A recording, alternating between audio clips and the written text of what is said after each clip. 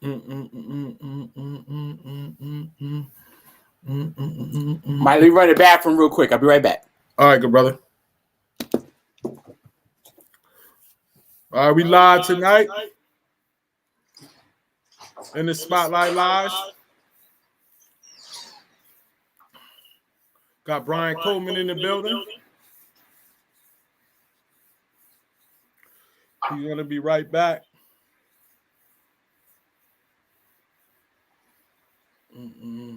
Give some time for some people to come in the building before we go live. Once he come and sit down, we're going to set it off. How everybody doing tonight? This is Mike Melton in the Spotlight Live. Tonight, we got our first guest, Brian Coleman from Sports U, founder and director. So tonight we should have a real good show, man. Give it a little bit of time for him to get in before we get started. How you guys doing tonight? Hopefully everybody be safe tonight. It's going to probably be a lot of stuff going on outside. Make sure you guys are safe.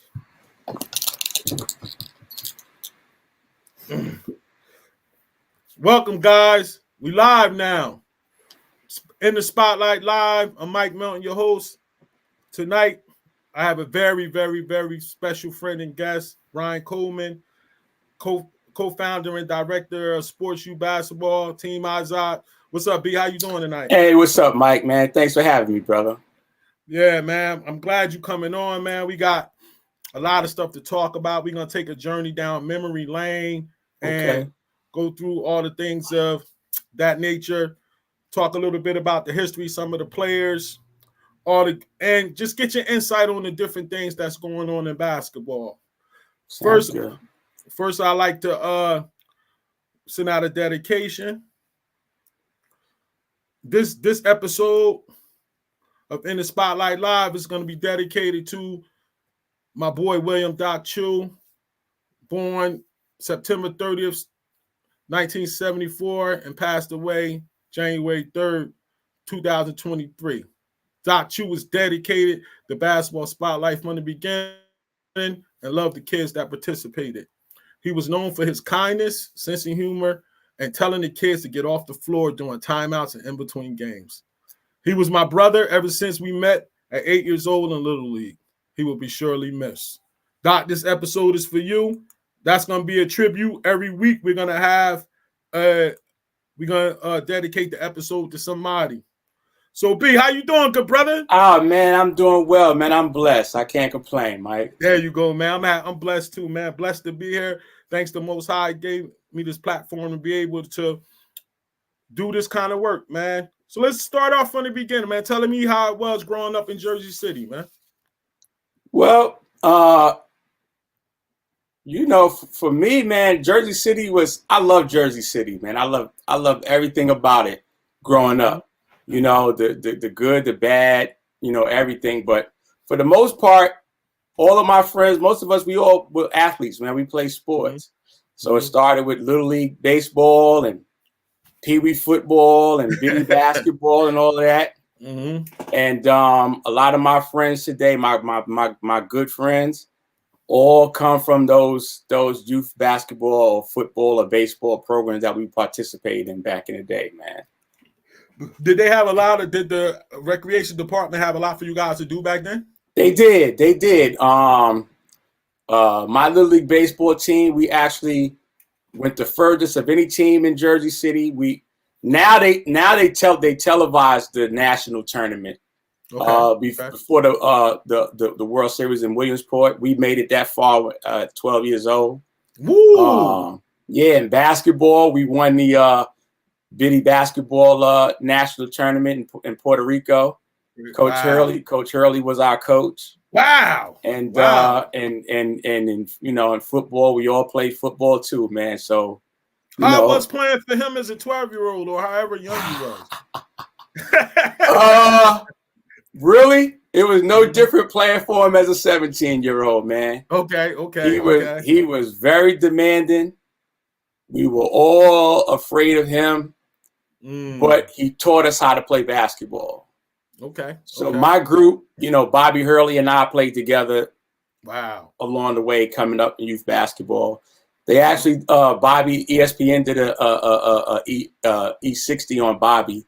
And in their house, there was a picture of the Biddy basketball team and Bobby and I standing right next to each other that's hanging up in the Hurley home, man. So, Wow. Praise the Most yeah. High, man. Yes. Yeah.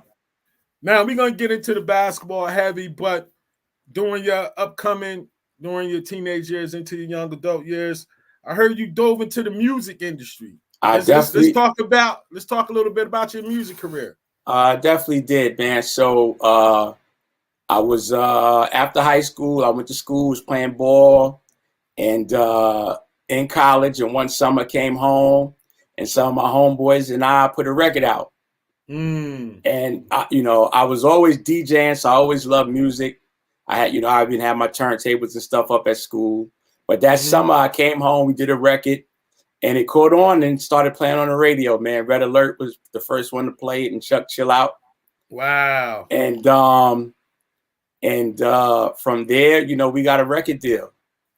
And How did it feel to hear your music on the radio, bro? Oh man, it was like, I tell you this, man, that summer when we put it out, every car that drove by in the city had our record playing. What was the name of the song? Executive Class. That was the first song that we had. Okay. And our group was called Double X Posse. And okay. And it was a big street record. And at the time, that record and Main Source Looking Out the Front Door were the two biggest records in the city at that time. Okay. So it felt great hearing the record on the radio, man, and hearing the cars ride by and playing the songs. And then from there, we got an album deal, and then we put out a record, and we wound up being #1 on Billboard with that record. Not going to be able to do it. I remember that. Not going to be able to do it. I remember that. Yeah, so we had a good run, man. And then from there, I started producing, and then I linked up with Naughty by Nature, and so I did some records with them, and then I started working with KG, and I actually been working with KG probably, going on 20 years now. Who's some of the artists you worked with? Keisha Cole, Jaheim, Naughty by Nature, Kendrick Lamar, Queen Latifah,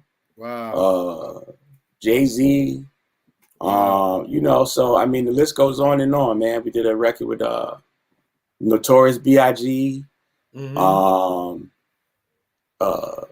Next, and so I had a pretty solid career, man, and was fortunate to be around some big artists and do some pretty good things in music, man. So I was blessed. Give me one of your most defining moments in that music industry.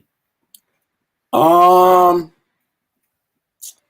of my most defining moments, I would say, I guess aside from not going to be able to do it, I guess the biggest record that I produced was a collaboration with Keisha Cole and Jaheim. And that put a plaque on my wall, and that was a big deal. Wow. Working with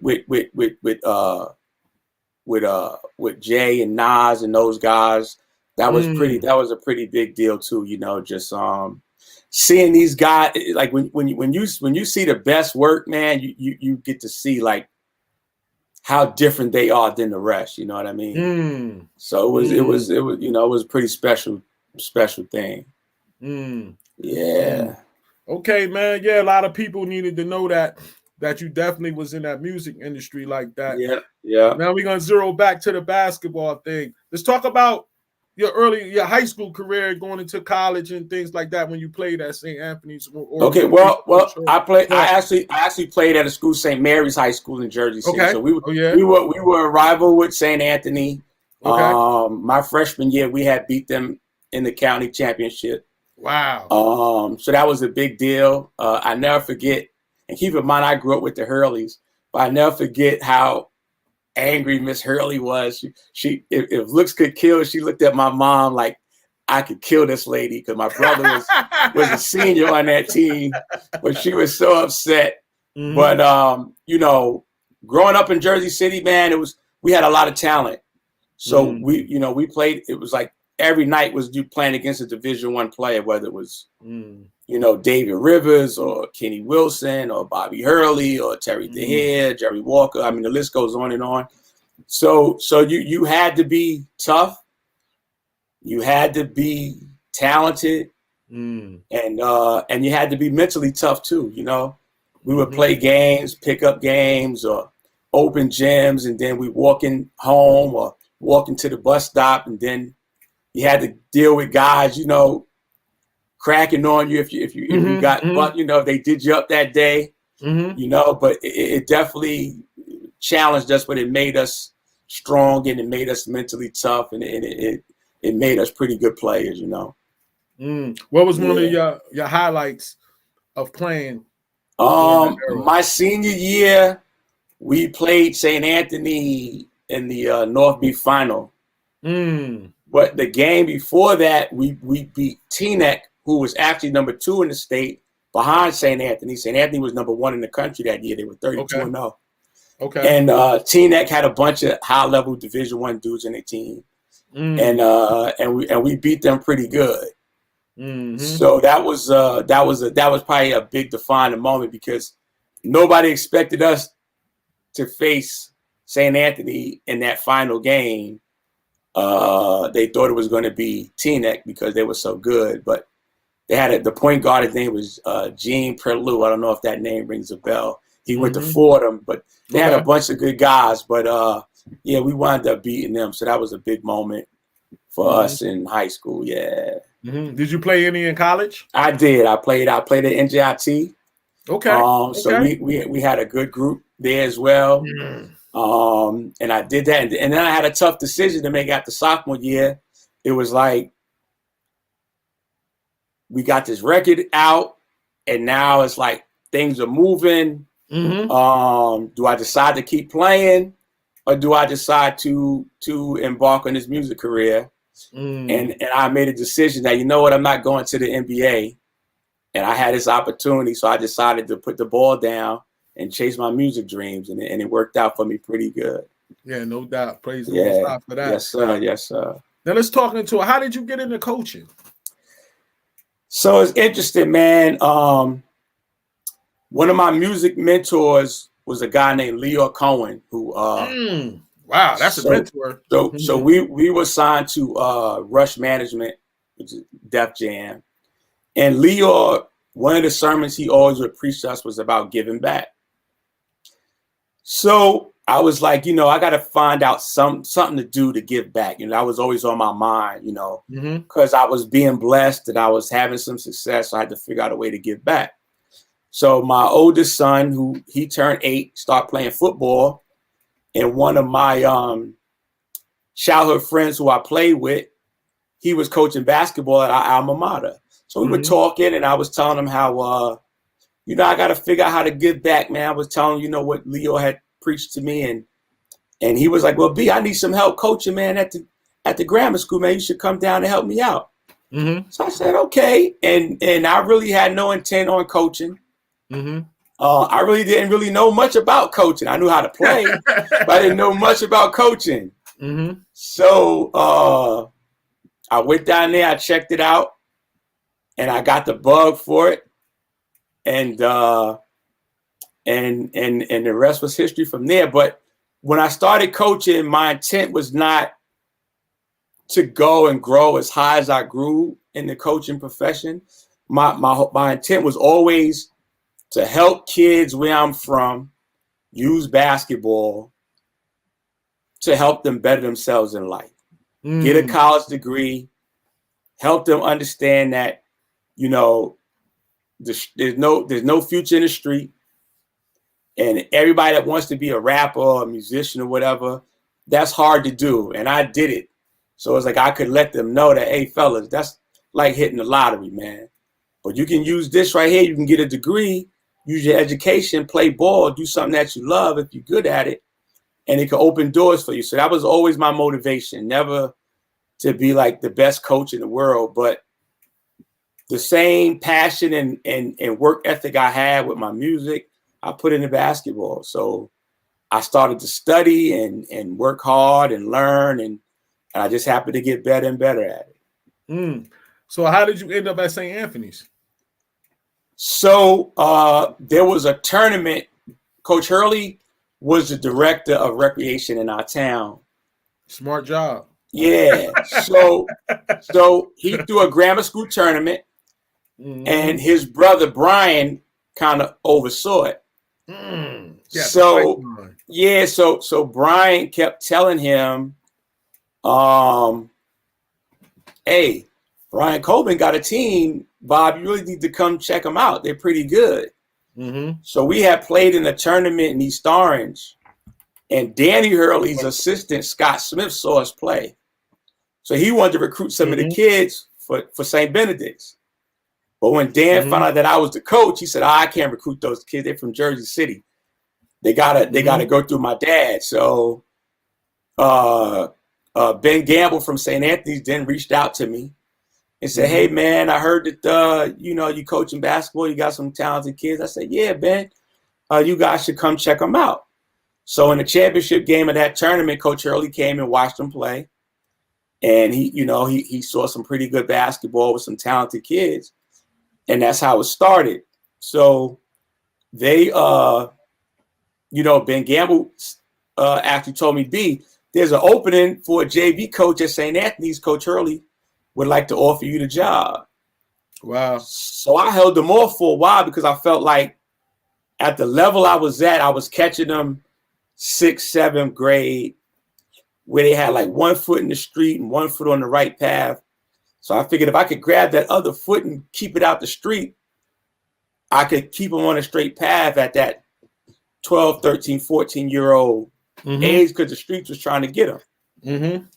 And so I explained that to Ben, so I held them off for a while.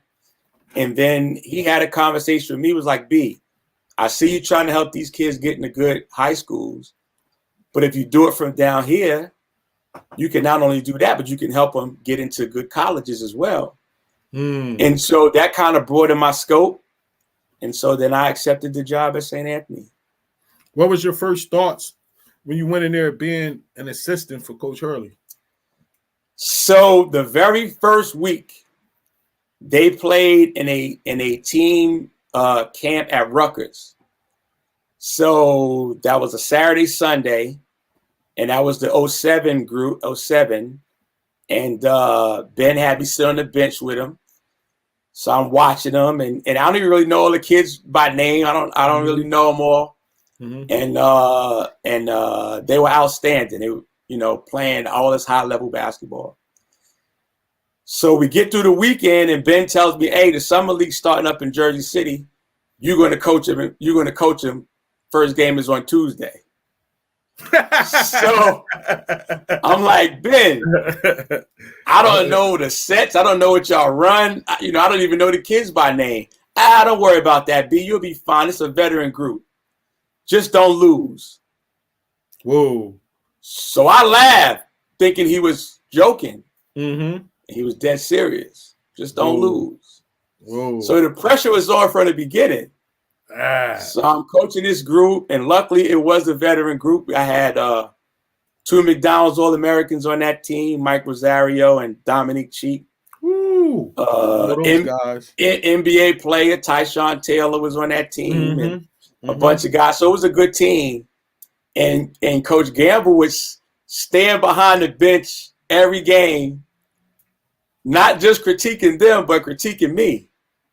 And so at the time, it was a little intimidating. But I will say this. I spent a lot of time at St. Anthony. I think I was there for 7 years. I learned a lot from Coach Hurley, but Coach Gamble was my mentor, believe it or not. Wow, great. Wow. So interesting. Gam took me under his wing, and he started teaching me, the ropes. And not necessarily just the X and O's, but the game and about the game and about how to conduct yourself and how to manage this and control that and do this and do that. So I really appreciated him. And actually, one time, Mike, I got upset with him because after a couple of years, we had some other assistants come on. So I had graduated from coaching the team in the summer. I had won some tournaments. So we let those guys coach. But he wasn't as hard on them as he was on me. That's how it usually is. Yeah, so I never forget one game, the guys was goofing off in the warm-up, and Coach Gamble came out, and he jumped on them. Then he jumped on me. He was like, Brian, man, you got to control these guys, man. You got to. I'm like 2 weeks on the job, Mike. I don't know these dudes. But yeah, he said, I hollered at Ben. I'm gonna get him more here too. Let me get him more. So, but he said something important that day. He said, "Hey, man, who's 17 and 18? You or them?" And from that point forward, that's when I learned how I had to conduct myself, because I was like the cool coach. You know, I never forget one time I had to work, so I couldn't coach. So Coach Gamble coached the game, and Tyshawn Taylor called me on the phone, was like, "Yo, Coach B, where you was at, man?" I was like, Ty, I had to work. He was like, "Man, don't do that no more, man. We need you here." The bad cop was there. So, but what I learned from Ben was I had to always be coached first. And so that helped me along the way, you know. What was the key to your culture to keep and develop all those championships and maintain that winning attitude? What you think was some of the main ingredients that y'all had that maintained that level of excellence? It's a great question. The first thing is there was no gray area.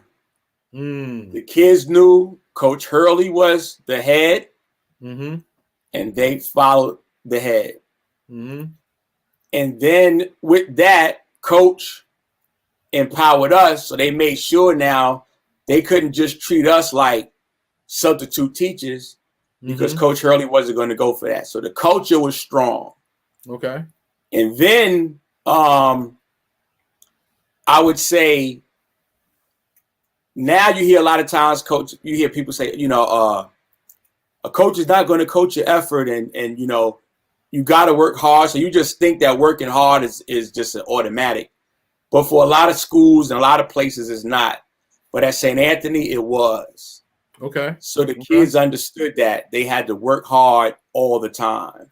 And the real key ingredient, man, to Coach Hurley's success and to trigger down to the rest of us was information, Mike. He had the most information. And so that was like important for me. What I learned, like, he who has the most information will probably win. So when he's scouting a team, he knows more about that team than they know about themselves, let alone than they know about his team. Okay. The kids have information, so no matter what they see, whether it's man, zone, press, this, that, they were prepared because they had the information. And here's another key to St. Anthony that I appreciate, because I incorporated that when I started the AAU program. You can't always be perfect. So what does that mean? You won't make every shot, but you can close out perfectly every time. You can defend hard every time. You can dive on the floor when there's a loose ball every time. You can take a charge every time. You can meet the man outside. So there's certain things that you can do every time and be perfect. And if you do those things perfect, you know, you'll have success. I like that. Yeah. So those were some of the key ingredients to what made St. Anthony what it was. All right. In 2008, y'all had the #1 team with Mike Rosario and them. Right. Down in Newark, it was a #2 team, St. Benedict's. Right. I wanted that game. Right. Why the world never got to see that game? Coached by his son, Danny Hurley. As Dan would never seen that game. As Dan would explain it, he probably never would have been invited to Thanksgiving dinner again if he had won. So it was easier for him to just, to just stay away from it. Everybody wanted that game, bro. So I tell you what, just like if you remember in the movie Rocky, Apollo Creed and Rocky had a secret bout. Nobody was there. So in preparation of us getting ready to play St. Pat's in 2008, St. Benedict's came to help us practice. Wow. See, so if you had come to the gym that day, you would have saw what you wanted to see. Oh, man. And because I'm a St. Anthony guy, I'm not going to tell anybody how the game finished. But it was a doozy. It was a doozy. All right. Yeah.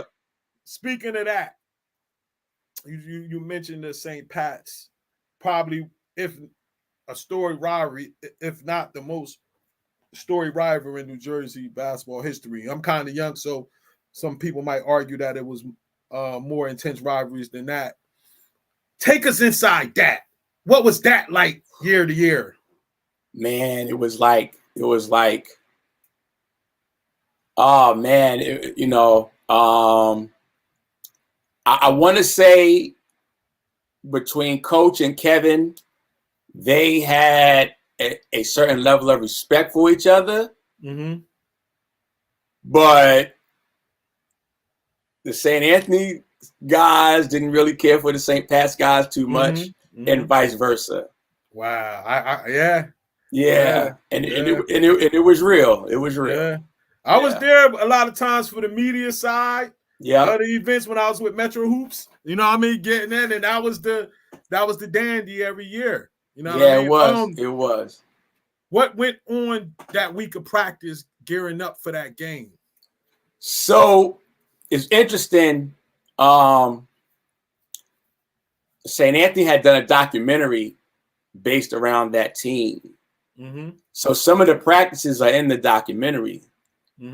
So Coach made sure, we got the scout in and everybody knew their assignments and everything. But the day before the game, he threw them out the gym. I saw that on the documentary. Right. So I saw that. That threw me off because we were nowhere near finished with practice. So I didn't get it. I didn't understand. I didn't get it. I'm like, okay. Coach was frustrated. He threw him out of practice. But then when the kids all went in the locker room and left, he told us, he said, we got it all in. I didn't want to give them information overload. I remember that. So basically he left them with the fear of God in them with him. So that playing the game, the kids are more fearful of practice than the game. The game was the fun part. So there was always a method to Coach's madness. It wasn't just, like people think that his intensity and his, how demanding he was of the players was, and I'm not saying it wasn't the key to his success, but there was always a method to the madness. It wasn't just him being mean. Yeah, it wasn't just him being mean. Not at all. All right. Now let's fast forward a couple years after that. Yeah. 2000, I think 11 or 12, probably 12, 2011. Yeah. Let's talk about that game. Number 1 versus number 2 at Rutgers. Ooh. I've been to a lot of high school basketball games as a fan, as a media person. That was different. That was different, Mike. That was different. I never seen the rack. Even when DeJuan Wagner played there, I never seen the rack pack like that. That was on a whole different level. I don't think the rack has ever seen itself packed like that. People were standing at the top. There were no more seats. Yeah. Let's talk about that game. Okay. So it's funny. We had played up at Hoop Hall in January. And before the game, you get a chance to practice. Everybody gets like an hour to kind of walk through and practice. So we practiced, and then St. Pat's came on after us. So you could kind of see the talking and the banter a little bit in the rivalry. But I'm gonna go earlier than that, that summer, we played St. Pat's in a summer league game. I was coaching St. Anthony. Kevin was coaching St. Pat's. And when I tell you, Mike, the game was identical. At the end of 3, they were up maybe by a point or two. In the fourth quarter, we wore them down, and we had run away with it in the fourth quarter of that summer league game. And the same thing happened in the national championship game. It was a close game. They were up by a couple of points in the end of the third quarter. We wore them down, and we wound up winning by 17. And I'll give you a story, man, just of like another thing that is part of Coach Hurley's brilliance is that he remembers everything. He doesn't forget anything. He can recall it. He has practice plans from 1984 still to this day. He remembers plays and practice drills and everything from all those years coaching for 50 years. And I asked him one time, I said, Coach, how you remember all this stuff, man? Like, you know, and he said, I read every day. I read a book a week. And that keeps his mind sharp. So in that game, they went on a little run. I know where you're getting at. And we called the timeout. On that sideline play. Right. And, yeah. And so, but the crazy part is, normally how we worked, it was like Coach Hurley sat here close to the kids, Gamble, then myself, and then the other guys. So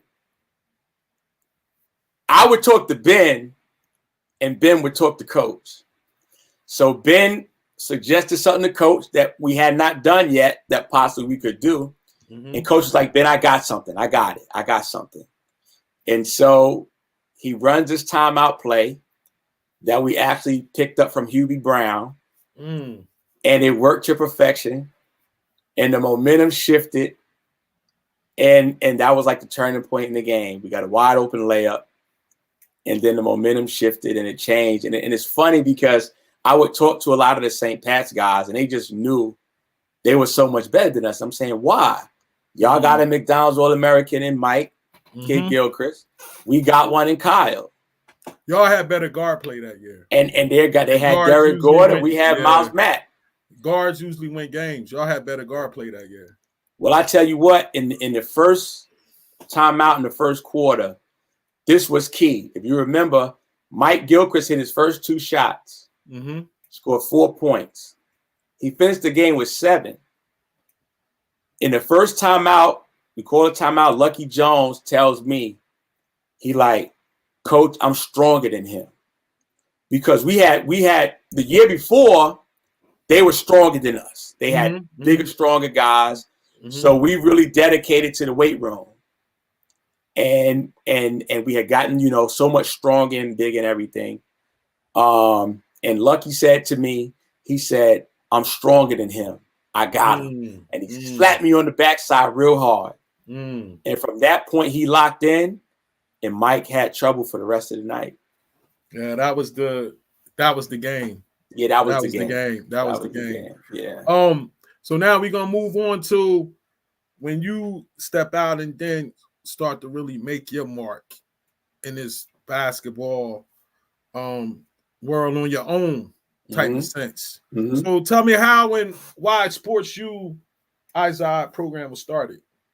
Okay, so now keep in mind, like I mentioned to you, to show you how everything is 360. I worked with KG from Naughty by Nature for all these years. Okay.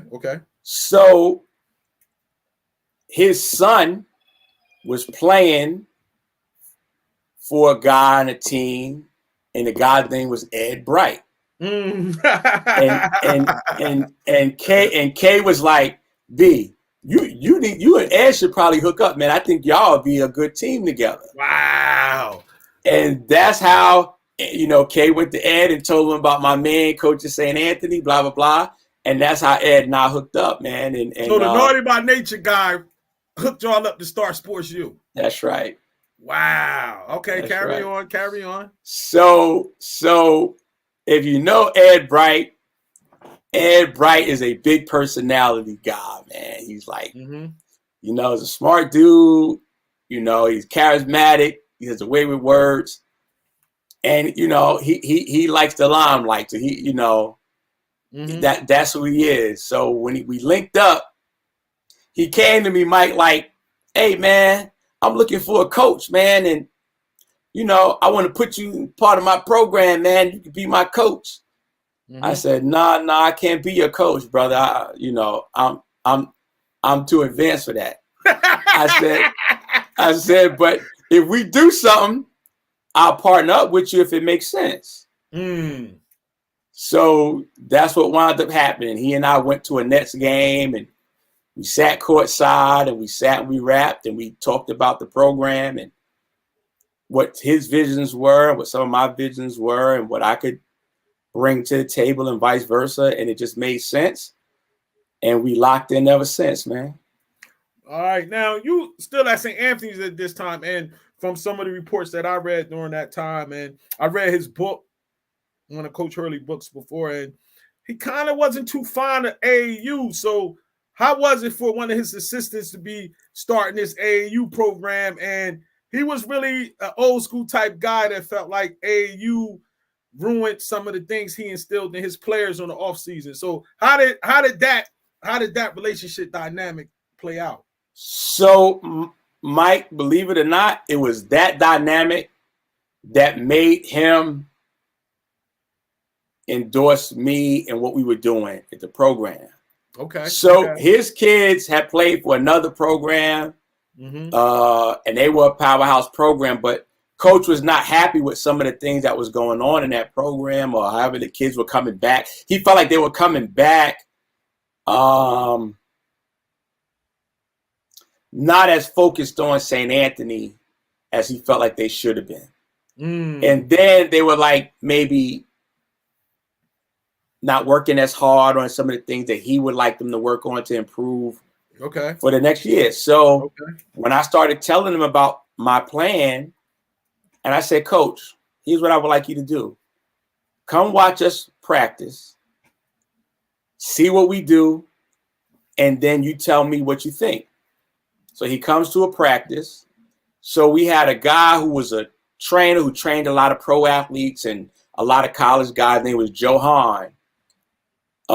So Joe helped us with a lot of skill development. And then I came in with the basketball piece. And so when Coach watched us work and the kids are practicing 3 hours and he's seeing, what it is, I explained to Coach, I said, Coach, here's the difference with what my vision is as opposed to what the kids have been doing. I'm going to make sure that these kids get better. So when they come back to your program, you're going to see a noticeable difference in those kids. And it's going to benefit our program.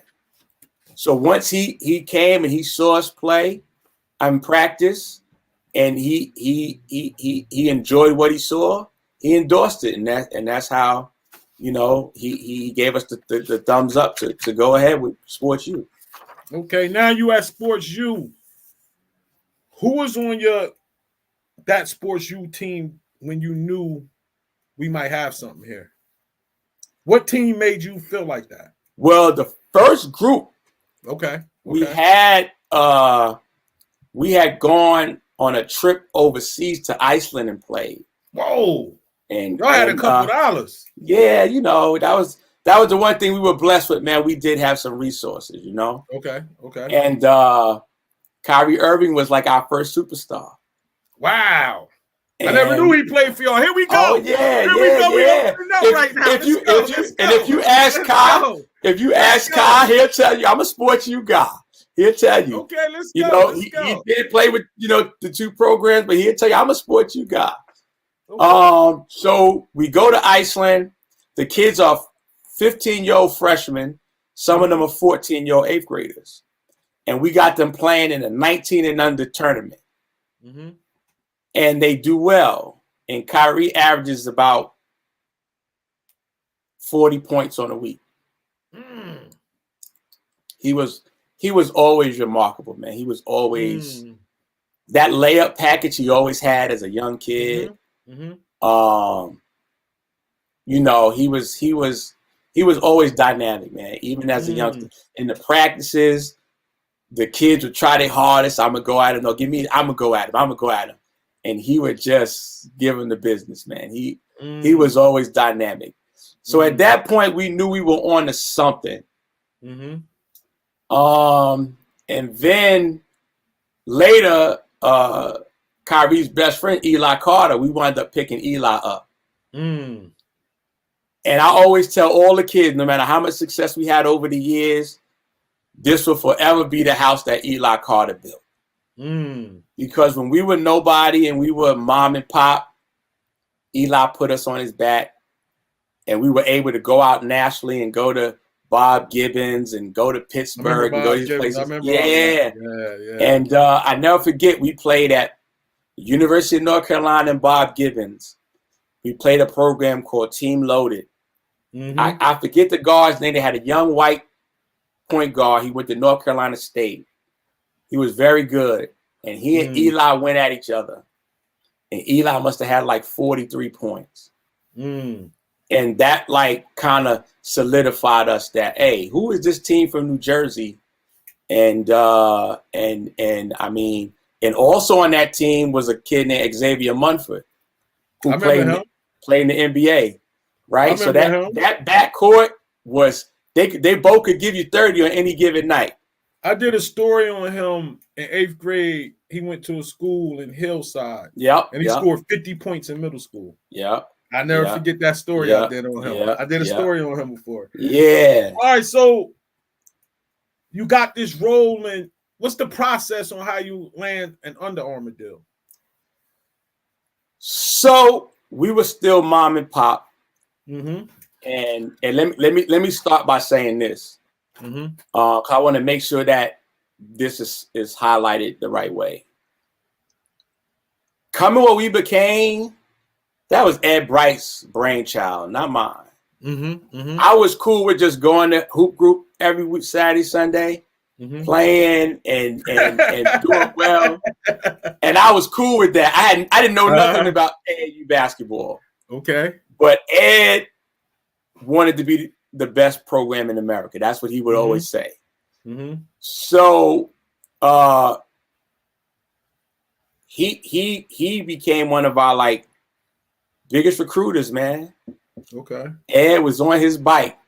He would say, B, tell me who he is and point him out, and I go get him. And I would just give him a name, and that was it. And Ed would just go get him. And you know, he worked the parents, he'd do whatever. So as we started getting talent, we still on the way up. We're still not there yet, but we grinding, but we getting better. Under Armour's starting to get into the grassroots game. And Danny Hurley gets the head coaching job at Wagner. And they're Under Armour. So Danny and I were childhood friends. So we start talking, and we start talking about us possibly getting an Under Armour deal. And Dan said he would help. We had a kid that he wanted to recruit. So it was like, hey, you know, I know how that go. The business comes first, Mike. You know I know how that go. I know how that go. So we, we put him in play with the kid and the parents, and you know, I mean, Dan's a great coach, so it wasn't like we were endorsing a guy for no reason. Dan is a great coach, so. Nice, cool dude too. Cool guy. Absolutely. One of my childhood friends, man. So Dan starts recruiting the guy, and as he's doing that, he talks to Under Armour and said, "You need to get with these guys. These guys are coming up." So to tell you, interesting, we coming up. Under Armour's ready to give us a deal, but we start negotiating with Nike. So Ed and I throw a high school showcase at Caldwell College.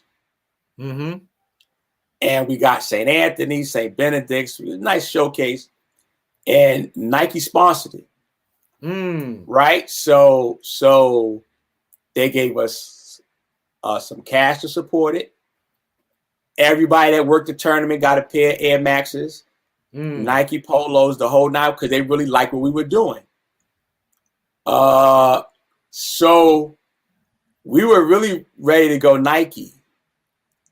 But then our rival program was Nike. So they went to them and was like, hey man, you can't give them a deal, man. If you give them a deal, it's gonna mess us up over here. So I respect, Jeff and how he handled it. He was like, hey man, I love what you guys are doing. If you remember when we before we were Under Armour, and we were Team Izod, we had Izod Nike uniforms, Nike shoes, the whole nine. Nike was in on us, and we actually went and played in a tournament. With the players had a tournament up there, and we had on our Nike Izod sneakers and uniforms, and we won their tournament, Mike. So we won their tournament, and it was cool. But Jim was like, "Hey, man, we can't have them guys beat Nike." So they basically bowed out, and then we wound up signing with Under Armour. So if we stand with the sports shoe thing, let's talk about Carl Towns when y'all brought him in, and did y'all really figure that he was going to be the player that he turned into? We definitely did. So Carl was actually in the 8th grade. We had him playing up with our freshman team. And we knew he was going to be good. We watched him play. He was actually playing with your boy Matt Pauls and them. Right? And so we watched him play, and you could see the kid had some talent. And so we were like, we got to go get him. So we went and recruited the parents, and they just kind of were very interested in what we were doing, because I think we were a different alternative at the time to what a lot of other programs in the AAU were. Academics were important to us. We had tutoring, we had SAT, ACT prep. We had all kind of like workshops and corporate folks who were part of our program that were giving the kids, lectures on if basketball doesn't work, how you can use this, how you can go into corporate, how you can do this and do that. So I think the Townses were very intrigued by all that we brought. So they brought him over, and we played in a tournament in Albany called the Gym Rat Challenge. That was a tournament that changed our whole program around. Wow. Because if you know anything about that tournament, they call it a Iron Man tournament. So on Saturday, you'll play 2 games. But on Sunday to win, you might have to play 6 games. So it was like that. So we wound up having the 15U, 16U, 17U all in the championship. That had never been done before, other than the Gauchos were the first team to program to do it. Okay. And then we were next. So we got all kind of national pub behind that, because we had 3 teams in the chip. And believe it or not, all 3 teams lost. It happens like that sometimes. And it went down one by one. The 17U went down first, then the 15 went down, then the 16s went down. But because each team was there, everybody was like, who the heck is this program from New Jersey called, Sports U Team Izod? And then we got all kind of national pub, and that put us on the map. And then, the fact that Carl played, and they had this dynamic 8th grader who was probably about, I don't know, 6'7", 6'8" at the time. And just, all the other kids that we had in the program, and that put us on the map. That's good. Yeah, Carl set it off. Now talk about some of the other pros that came through the Sports U program. Well, you got Kyrie was first. Then Carl. Then Xavier Munford. Then Wade Baldwin, the four, Yeah. my man. Then you had let me see, Naj Reid played for the Minnesota Timberwolves. Then you had Lewis King, Chris Silva, who played for the Miami Heat. Okay, yeah, I remember Silva. DeAndre Bembry, who got drafted by the Hawks and played for the Hawks and the Nets. Yeah. So yeah, we were blessed, man. We were fortunate to have some good players, man. Describe that feeling when you see that player get drafted, when they walk across that stage, or you get that call that they got drafted. What's that feeling that goes through you as that co-founder and director? Well, I tell you what, man. I was watching an interview that someone was doing on Kobe Bryant and his Mamba program and how those kids were coached, and if you don't make every practice, you can't start and all that stuff. That was us, man. We practiced 4 times a week. The grammar school kids actually practiced more than that because they were together more. We put the work in. So for me, the beauty of it was watching those guys get better. Like, I knew Kyrie was different, but I watched Carl get better. I watched X get better. I watched X confidence grow. You know, at St. Benedict's, he might have taken 4 shots a game, but on the weekend, he's scoring 30 points. I watched DeAndre Bembry go from a post player to us knowing, and I appreciate Chris Vanis for kind of giving us that kind of acknowledgement that we realized for his development, he's got to learn how to play facing the basket. So when he played with us, he wasn't a post play. He was a perimeter player. And we encouraged him to shoot jump shots and dribble the ball and push it in transition and do all those things. So for me, when you ask what that feeling was like, it was like we all had done it because I watched these kids get better and better. Not just like, he was just set and he was going to be what he was going to be. Like, I can't say that. We knew Carl was going to be. You knew Kyrie was going to be. I'm even say we kind of knew Nas was going to be. Although Nas had to work his way to it. But the other guy just put the work in. And you watched them get better, You watched Wade Baldwin when he went to Vanderbilt, and you saw how much better he got. Now he's a full-time point guard running the team and doing all these things that he was doing, assisting the ball and shooting the tray ball. He didn't do a lot of that in high school. You watch DeAndre Bembry become player of the year in the A-10 because now he's scoring the ball, he's shooting jump shots and threes and push the ball in transition and doing all those things. Chris Silva was very raw, but he worked. And that was like one of our mantras of our program, man. Embrace the work. Don't worry about the success, just embrace the work, and the rest will come. So that's what it was like, man. It was like, it was a beautiful thing watching those kids grow to become those NBA players. Yeah, the pros is a lot of dreams for a lot of kids, and that's like hitting the lottery. So you guys had some pros, but you also produce hundreds of Division 1, 2, and 3 players. What do you? What when you was on the phone with a lot of those college coaches? What were some of the things you looked for to see if this was a nice fit for that player? And that's what I think that myself and Ed were pretty good at. Okay. Asking those questions and finding the right fit for the kids in our program that we were involved with their recruitment. We weren't involved with every kid, but a lot of the ones that we were involved with, we prided ourselves in those kids went to school and they played right away. So we wanted to know, first, coach, how do you see this kid fitting in your system? And then we looked at the system, the way they played. Did it fit your game?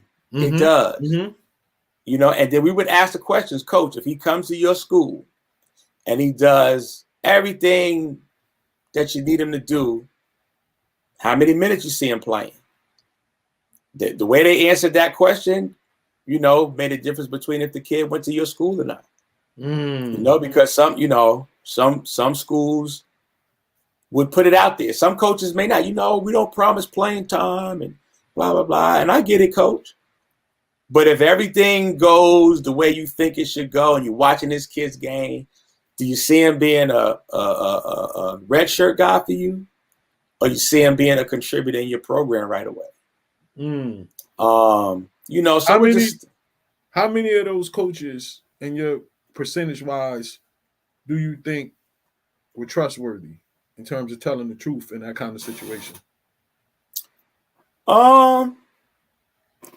I think with a lot of the kids wound up going to school, it worked out. We had a few where you know, it kind of didn't work out. A few kids, like, you know, I remember when Marcus McDuffie decided to go to Wichita State, and you know, they had told him they saw him playing, blah blah blah, and then one of the first questions they went to him with was, we want you to redshirt.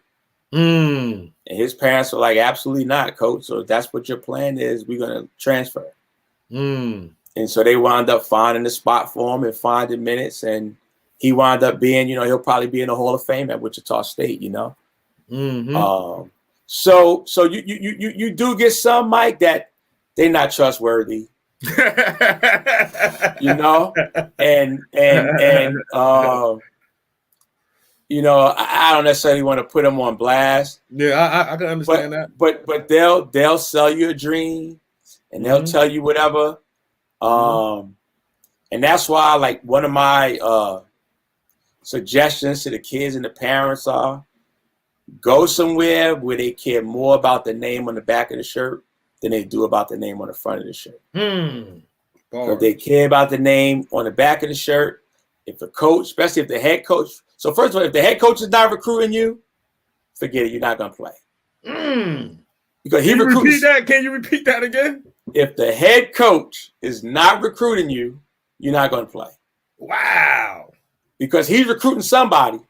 He's in somebody's living room telling their mom and dad, we love him. He's on their phone 27 times a week. And he's telling somebody. So if he's not telling you and you're just talking to the assistant coach, yeah, I would probably stay away from that.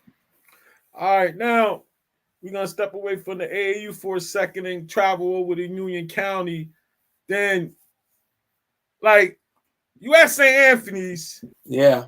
St. Pat's kind of explodes. Kevin Boyle leaves. Then this new team develops that's like a St. Pat type quality in terms of the way they run their thing. And you end up at Roselle Catholic. Now, how does this happen? Oh, man. So I want to answer it, Mike. I want to be honest with you. I just want to be careful with what I say. Okay. But when I was at St. Anthony, we had developed the reputation of, oh, Sports U is St. Anthony's AAU program or whatever. And in 2011, we picked up two kids that were very high major. And Kyle Anderson and Miles Mack. And it seemed like things changed when those kids came. So, and around that time when they came, I get it. I actually started getting sick. So I didn't really know what was going on at the time. And so normally when the season's over, it's over. But I get a text message that there's a coaches meeting a week after the season's over. That was odd. Like, what was that? And the powers that be felt like they wanted to kind of step away from the AAU thing and start their own AAU thing with their kids. Friar Nation. and they wanted all the kids to play for this program. Now, in my opinion, this is just my opinion, I think guys were giving coach some bad advice and bad information, and that made them decide to go that direction. But as you know, being a high school coach, you got to have relationships with guys that have talent.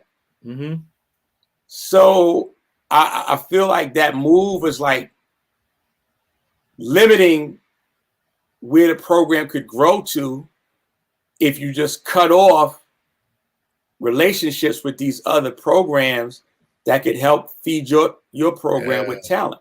Smart. So Coach Gamble reached out to me and he was like, coach kind of wants to get away from the AAU thing. And he don't want you, he wants you to stay on with the program, but he would like you to fall back from the AAU. And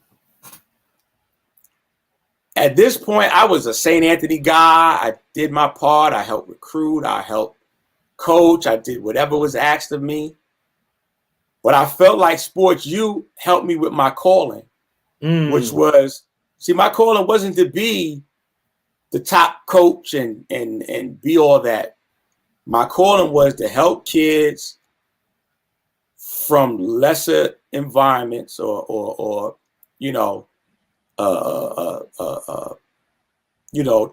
troubled environments, use basketball to help benefit them in life. And I felt like our program now has established that, because I got kids literally who were like 1.7 GPA students that, because of our program having these academic programs in place and support and everything, we were able to help those kids get qualified where some of their high schools didn't. We were able to help those kids get into college, and they were able to go on and become successful guys in life. So I felt like if I had stopped my mission with Sports U, that was going to limit what my mission was, what my goal and my passions were. It wasn't to be the top notch program, was to help kids. So then I just made a decision that no, I got to stay on with the AAU program. So I'll just bow out from the high school and I'll move on. And then I had to find other talent. So then I linked up again. So now look, all this started with KG from Naughty by Nature. The next phase starts with his brother, Pookie Gist, who was the manager. I know Pookie. So he was the manager. We had some discussions. Absolutely. So he was the manager. So now, I call him Unc because that's how I revere him. So I'm talking to Unc and I'm like, Unc, this is my situation. This is what I'm trying to do. And he like, nephew, I think we could do something over here. Sante's going to be going over here. And let's see what we can do over here. Let's sit down with the coach and talk to them and blah, blah, blah. And so that's how that phase started. So it really, believe it or not, it really was a music thing and that got me, in these situations. Now you get over to Roselle. Yep. Coach Bob, Coach Hurley has the reputation, or is seen as a dictator type coach. Now you go over to a coach that seems like he's more player friendly. He was. What was the commonality of both and the contrast? Was it really that much of a contrast in terms of the way the two programs were ran? Well, it was very different in how the programs were run. But I tell you this, man.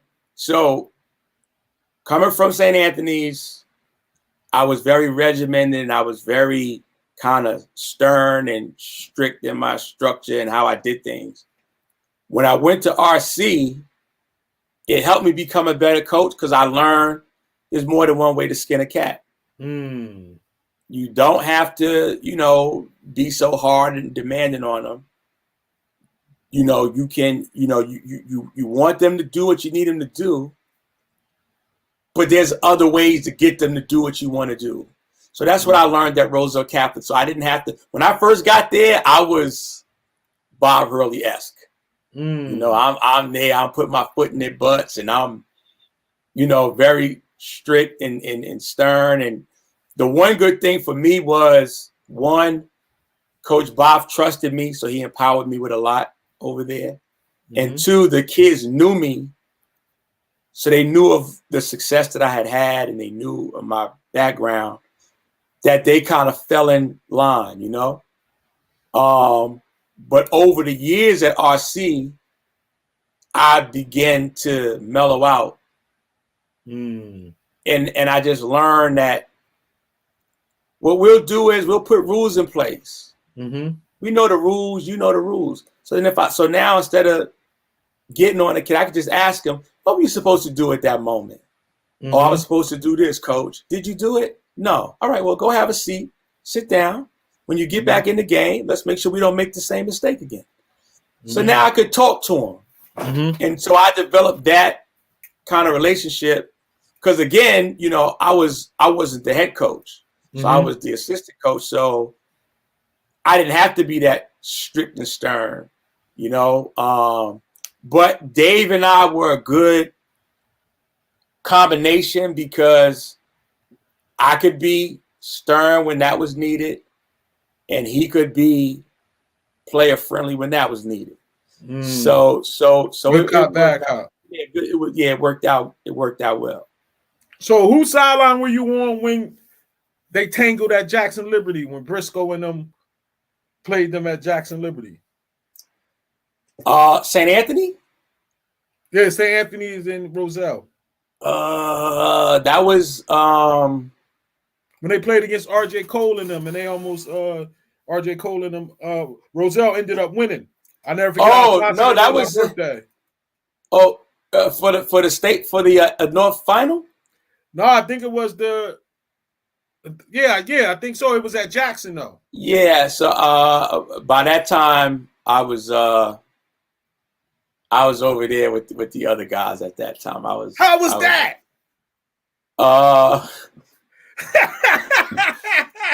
This is what I want to know. What was that feeling? How was that? It was tough, man, because I had kids that were still playing for St. Anthony. Okay. And I wasn't on the bench yet with RC. So I just kind of coached them in practice, and I would sit kind of in the stands behind the bench. Okay. So it was kind of like it was difficult. It was difficult because I've been around St. Anthony basketball, man, since I was like 7 years old. So I know St. Anthony basketball from when Ben Gamble played and Mandy Johnson and all those guys. So it was difficult, but what that process kind of showed me was everybody's got to handle their own business. And so I just had to start focusing on my business and taking care of what I need to take care of. What's some of the relationships you grew with players at Roselle Catholic when you was there? Man. So if I had to say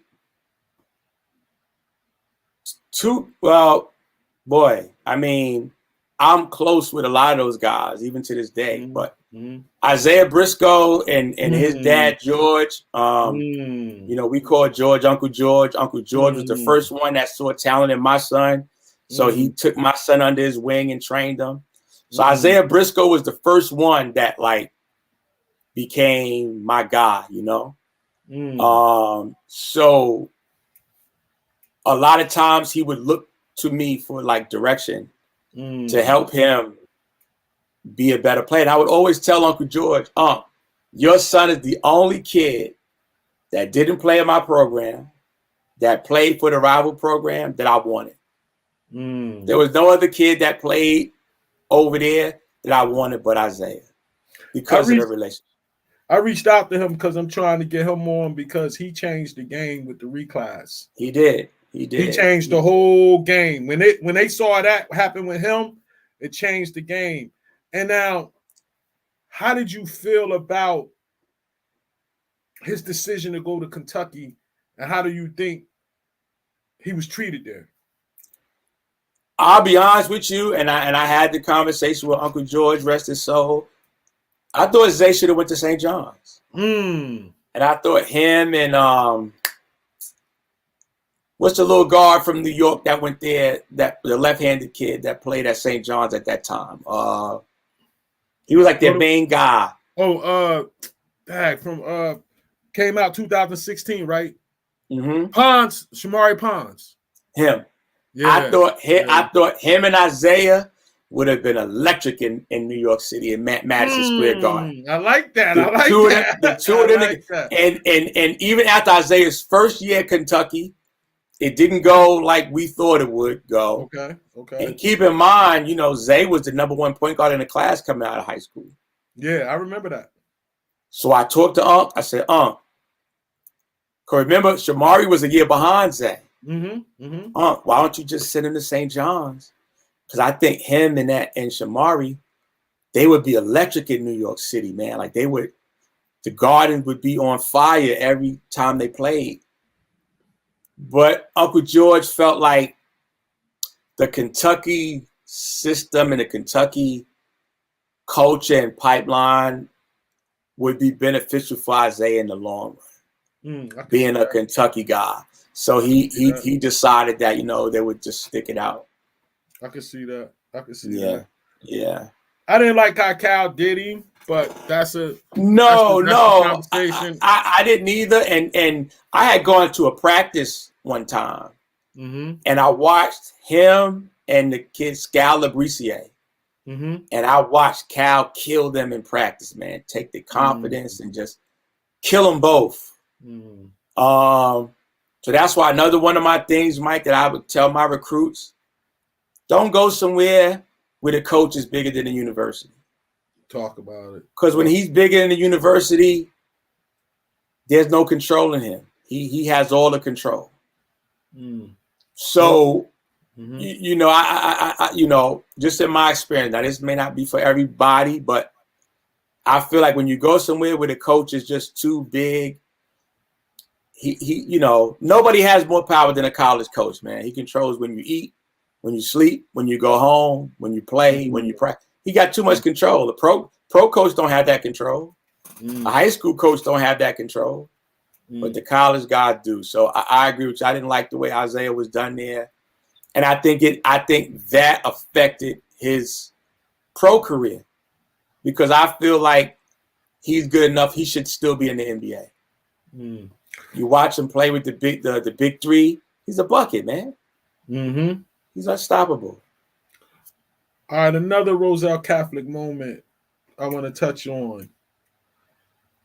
When Naz Reid took over against Rainey, what was that like? That was probably, boy, in my coaching career, that was like the most defining moment I've ever seen from a player. Wow. They took the lead and the momentum had shifted their way.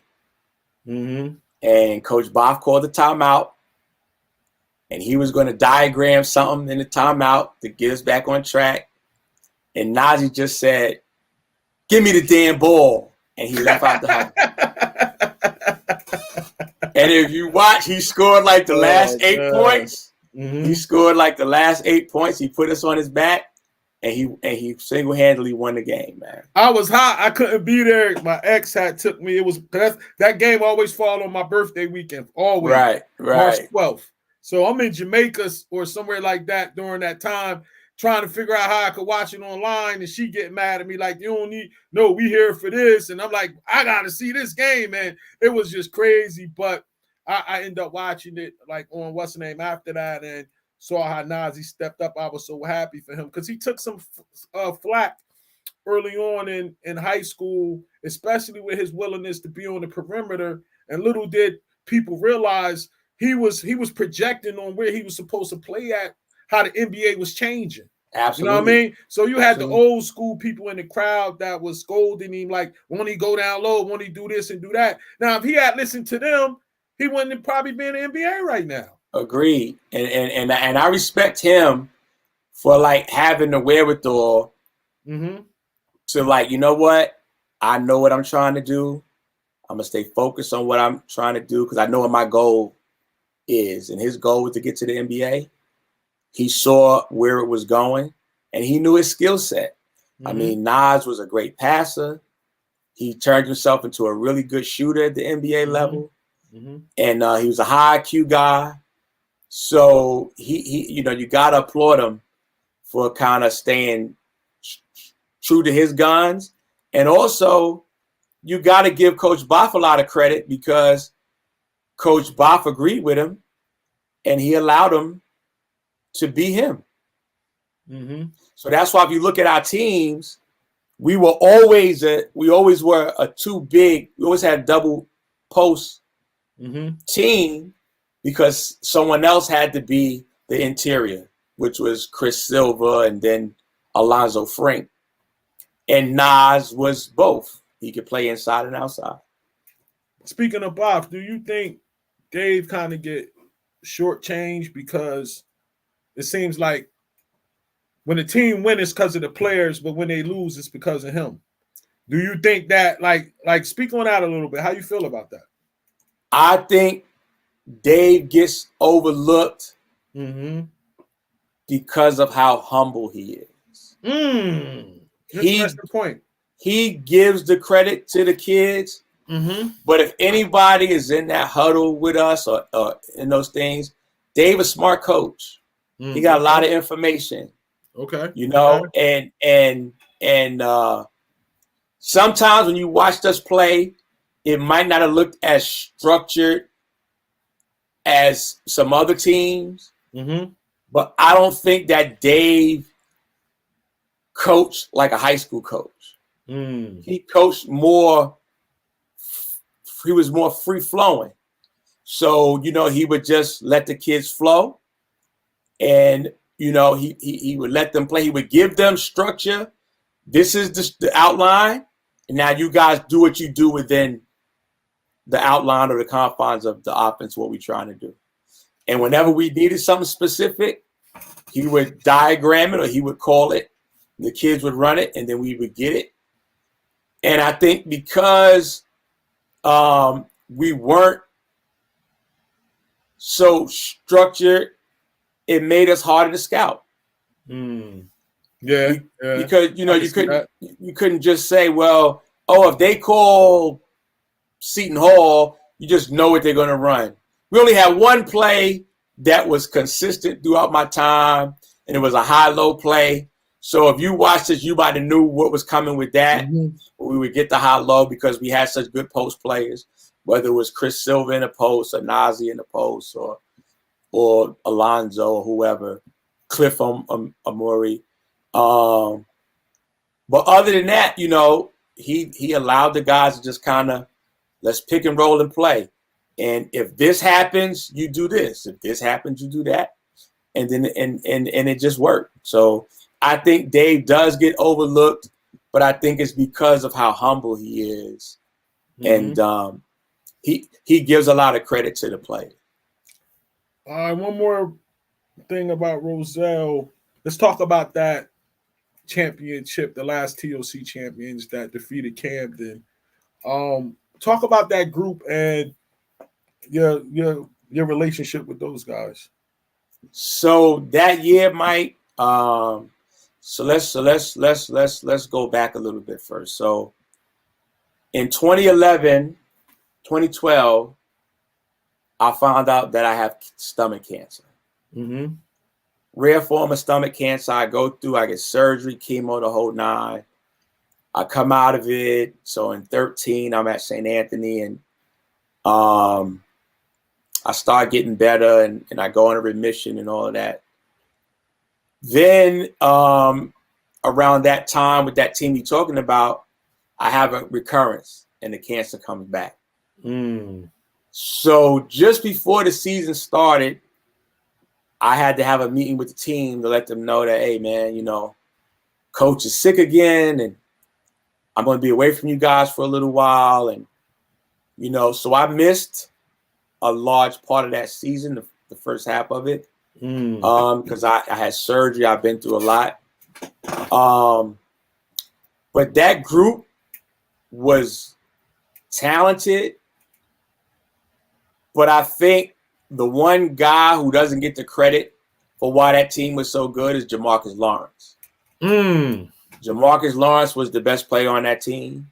He was the leader. Although Simeon Wilcher was getting a lot of the pub, Jamarcus was our lead guy. Wow. So, I heard somebody else, a couple people told me that before. Oh, yeah. And he was the best player. And he was, you know, he was mature. So he embraced being a leader. And the beauty of it is that he and Sim were friends, so they were tight.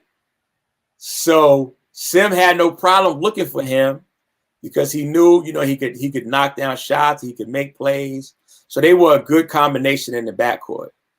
Mark Bass told me that before they played them, that Jamarcus was their best player. Absolutely. Before they played in that state championship game. Absolutely. But then speaking of that game, another unsung hero who gets overlooked is Braxton Jones. Yeah, he hit them shots, bro. And I mean, that came from TCA.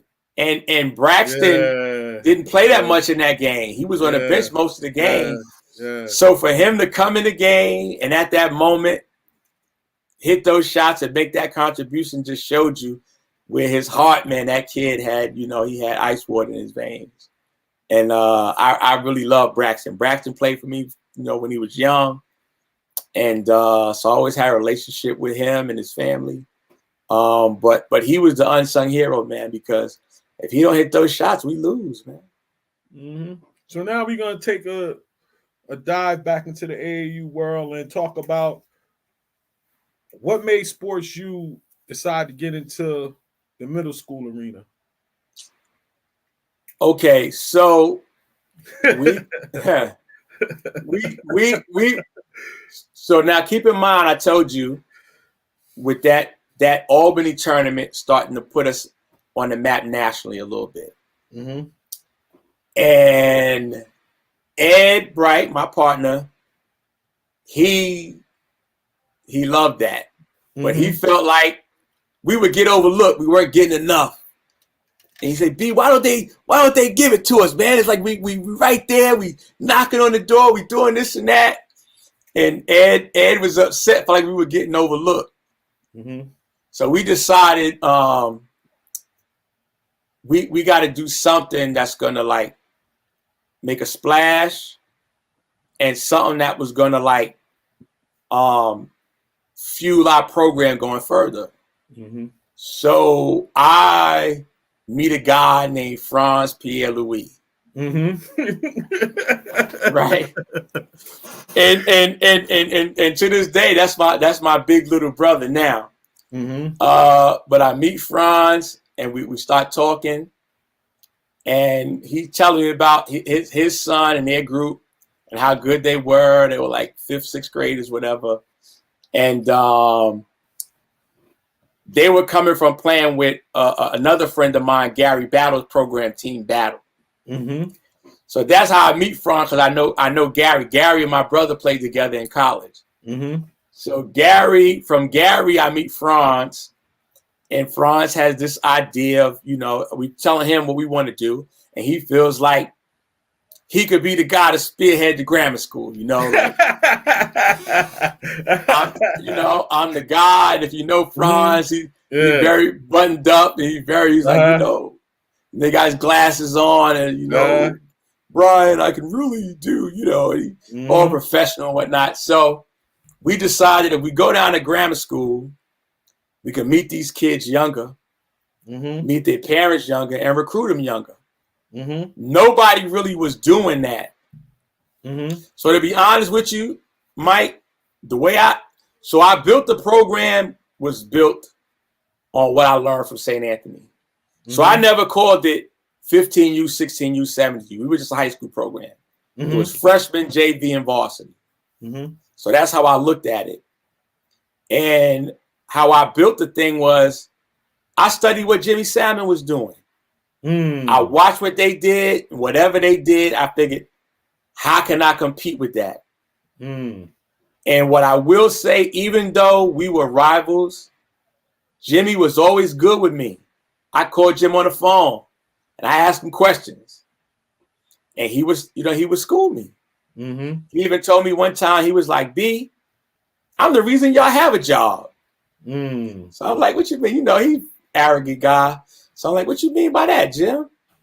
He was like, man, these college coaches don't want to deal with me, but they have to deal with me because I got the players. So I learned a valuable lesson from that conversation. He who has the players has the power. He gave me a pointer before that I took when I first got started. He told me, don't chase the money, build the product. Right. And make sure the product is tight and you run your product twice tight, the money will eventually come. Right. He said, but if you chase the money in the beginning, your product is going to be raggedy and people are not going to, you're going to get some money at first, but then nobody's going to come again. Right. And I always held on to that advice that he gave me. Yeah. And you know what, Mike? He dropped the same gem on us. And if you look at what you did with B-Ball Spotlight, that's never been done. It's never been done. B-Ball Spotlight was the national platform for youth basketball. Those kids wanted to be, like your show is called In the Spotlight. Those kids wanted to be in the spotlight, man. So now Franz come with the big red machine. Yeah. He got Nate in them. Yeah. They making some noise. They really putting eyes out there. We did some features on the big red machine and they was doing their thing. Yeah. Then the Supreme team comes. What? No. They don't come yet. After that? Who after that? So after that, Go ahead. There was a guy coaching, Reggie Carter. Yeah, Reg. He was coaching the program called We Run. And then he stopped coaching them. And then Franz was saying, B, this guy, we need to get this guy and bring him in, and he'll help boost the program up. So we did that.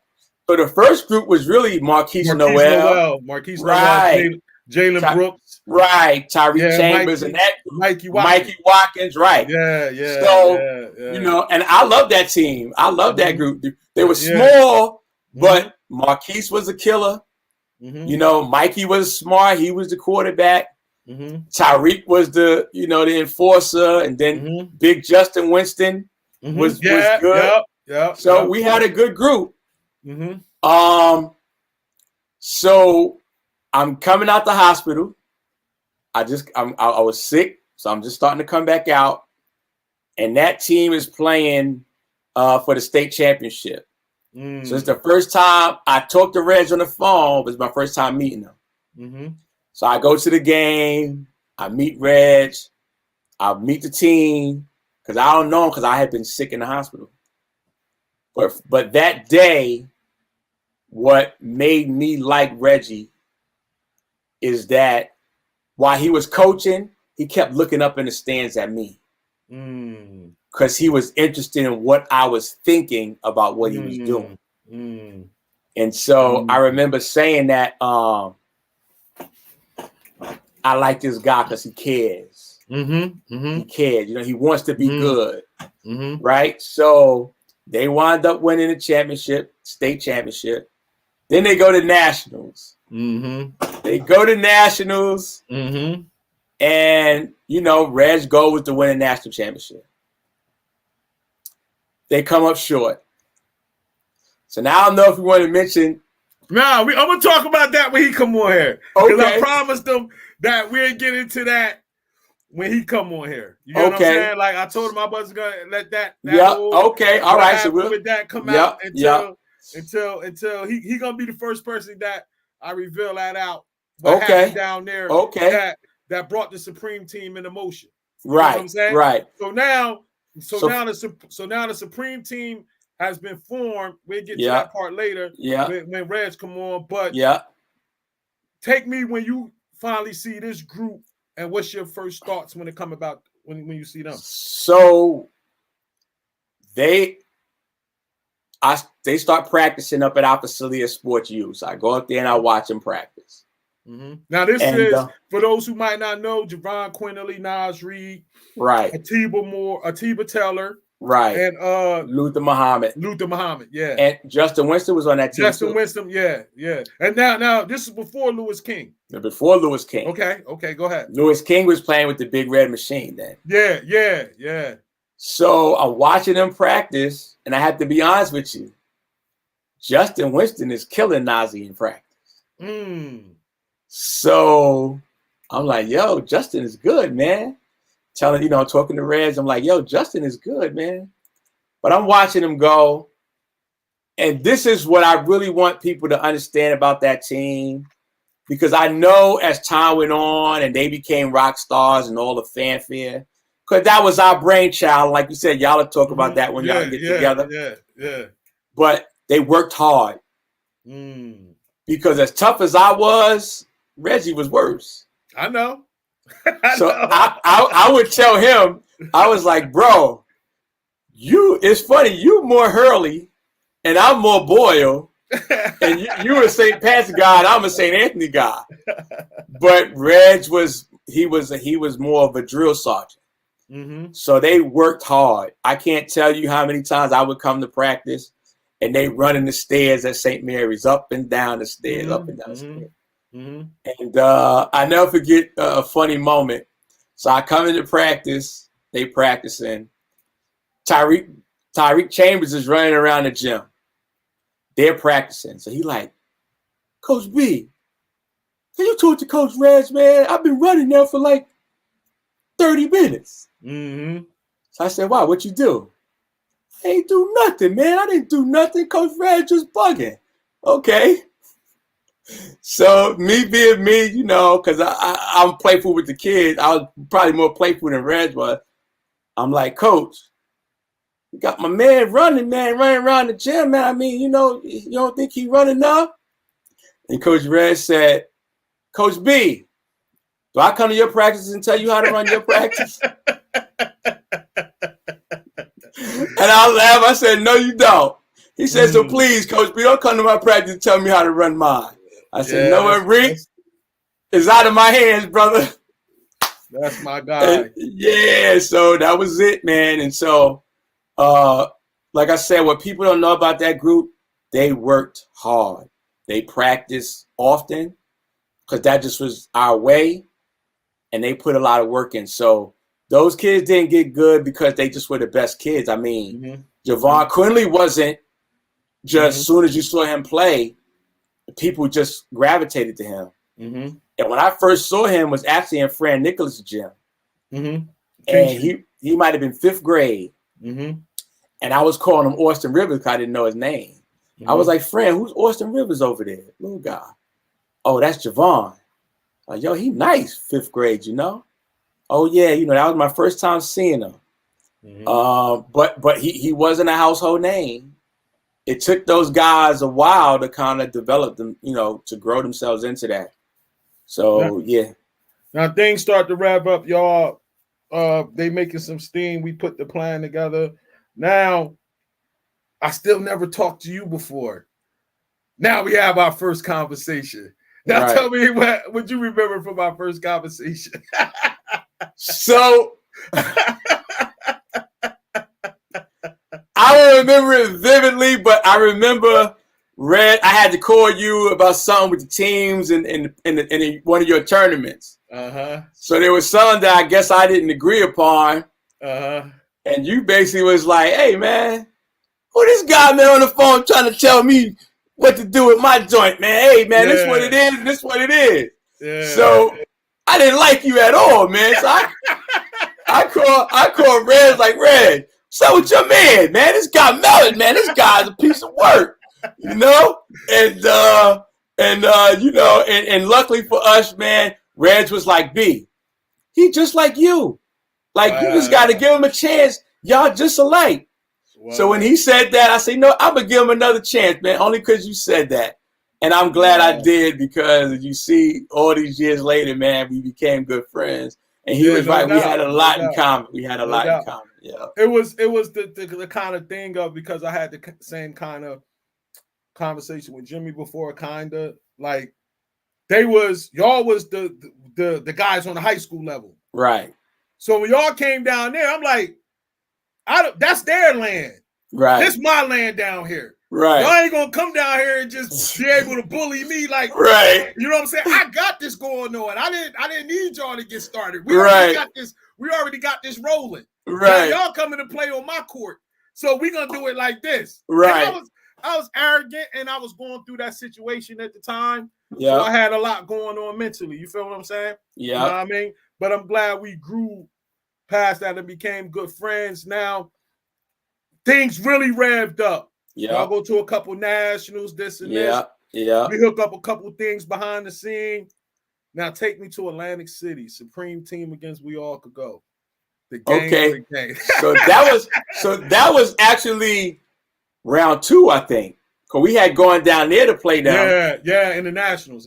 Right, and they had gotten the best of us down there. No, we beat them. They played them.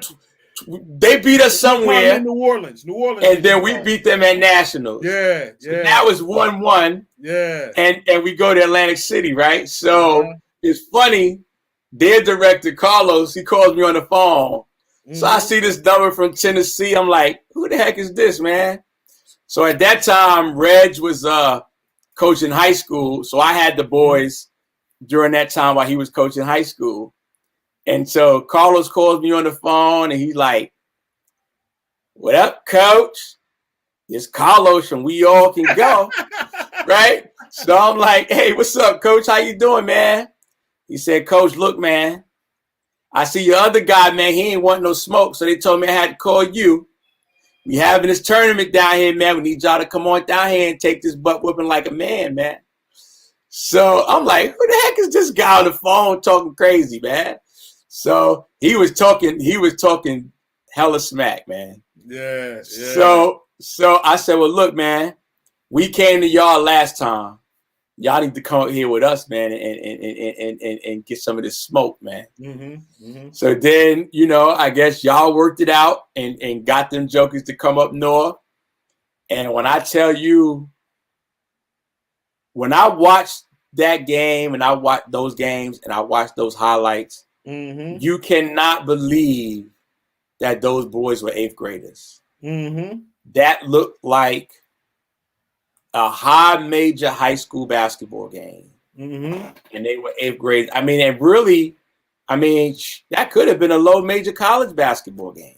You got how many pros you got on the floor? You got Darius Garland. You got Marvin Bagley. You got Tiger Campbell. You got Naj Reid. You got Lewis King. You got Javon Quinley, McDonald's All-American. It's like you got all this talent on the floor. And it was like must-see TV, man.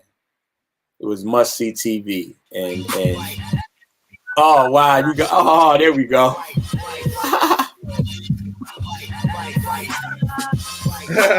Oh, man.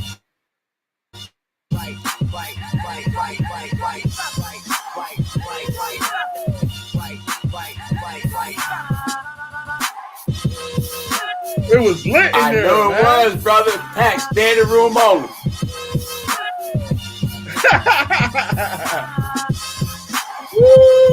Look at the move. Look at the moves on these kids, man. They grammar schoolers.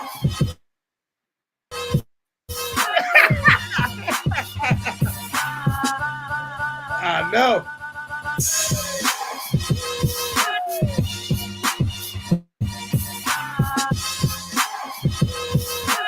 Oh my God.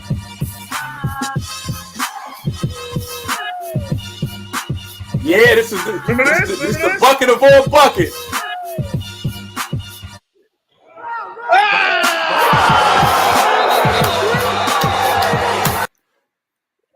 Oh man, great memories right there, man. Great memories right there, man. That was That was as high level of a middle school Yeah, game you'll man. ever see, man. Yeah, that was like that, That was man. like Now that. let's get to let's get to now they going on to the high school level with y'all team and Izod, and I know the recruitment and the attention has went to another level.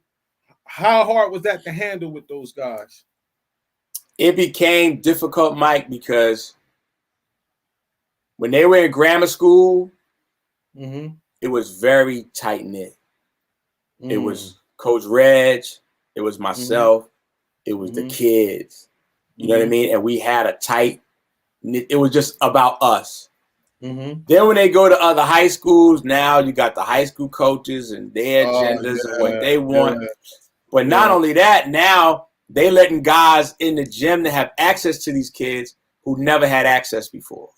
So now you got rival sneaker companies coming in and getting access. You got street runners and agents coming in getting access that they shouldn't have had. And I always say this, you know what? We have to take some onus on this because this was our brainchild. We wanted to be a national program. So we started doing stuff on the grammar school level that we were doing with the high school. So now these kids traveling across the country, they get national publications. People know them all over the country. It's not just regional anymore. And it was like we gave them all motorcycles, but didn't give them motorcycle lessons. And I think that not only went for the kids, but the parents too. Because it became a lot.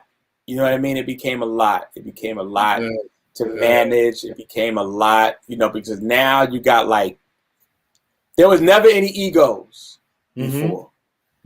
Everybody was, it was us. This is what it was. I remember when we went to Vegas, and it was around the time when that's when, man, you was cool and we was out in Vegas, and when they was doing the Adidas Nation thing. Right. And they had to, and they wanted a couple of y'all kids, I think it was Nazi and Javon, to travel over to Italy or somewhere like that. And that was becoming a issue because y'all was Under Armour and they was Adidas. That type of stuff. And I remember it was like, wow, that's a lot going on right now. But I tell you what, see, and people couldn't see my vision at the time. But I learned because I also coached Kyle Anderson in high school. And I watched the way his dad handled him. So if you remember, Kyle did everything in high school. He did Under Armour Elite 24. He did all the Nike stuff. He did Adidas stuff. He was a Nike kid all through high school. When he went to college, he went to an Adidas program. Then he signed with Adidas. It's like you want to keep all those avenues open because at the end of the day, it's a business. So because you were, let's say, Nike all through high school, but Nike offers you a subpar deal, but when these other companies are going to offer you something better, why not have those relationships with everybody so that now you can have talks with everybody, so when it's time to make a decision, you're not boxed out of those decisions. Now, did you get flack from Under Armour for having that chain of thought?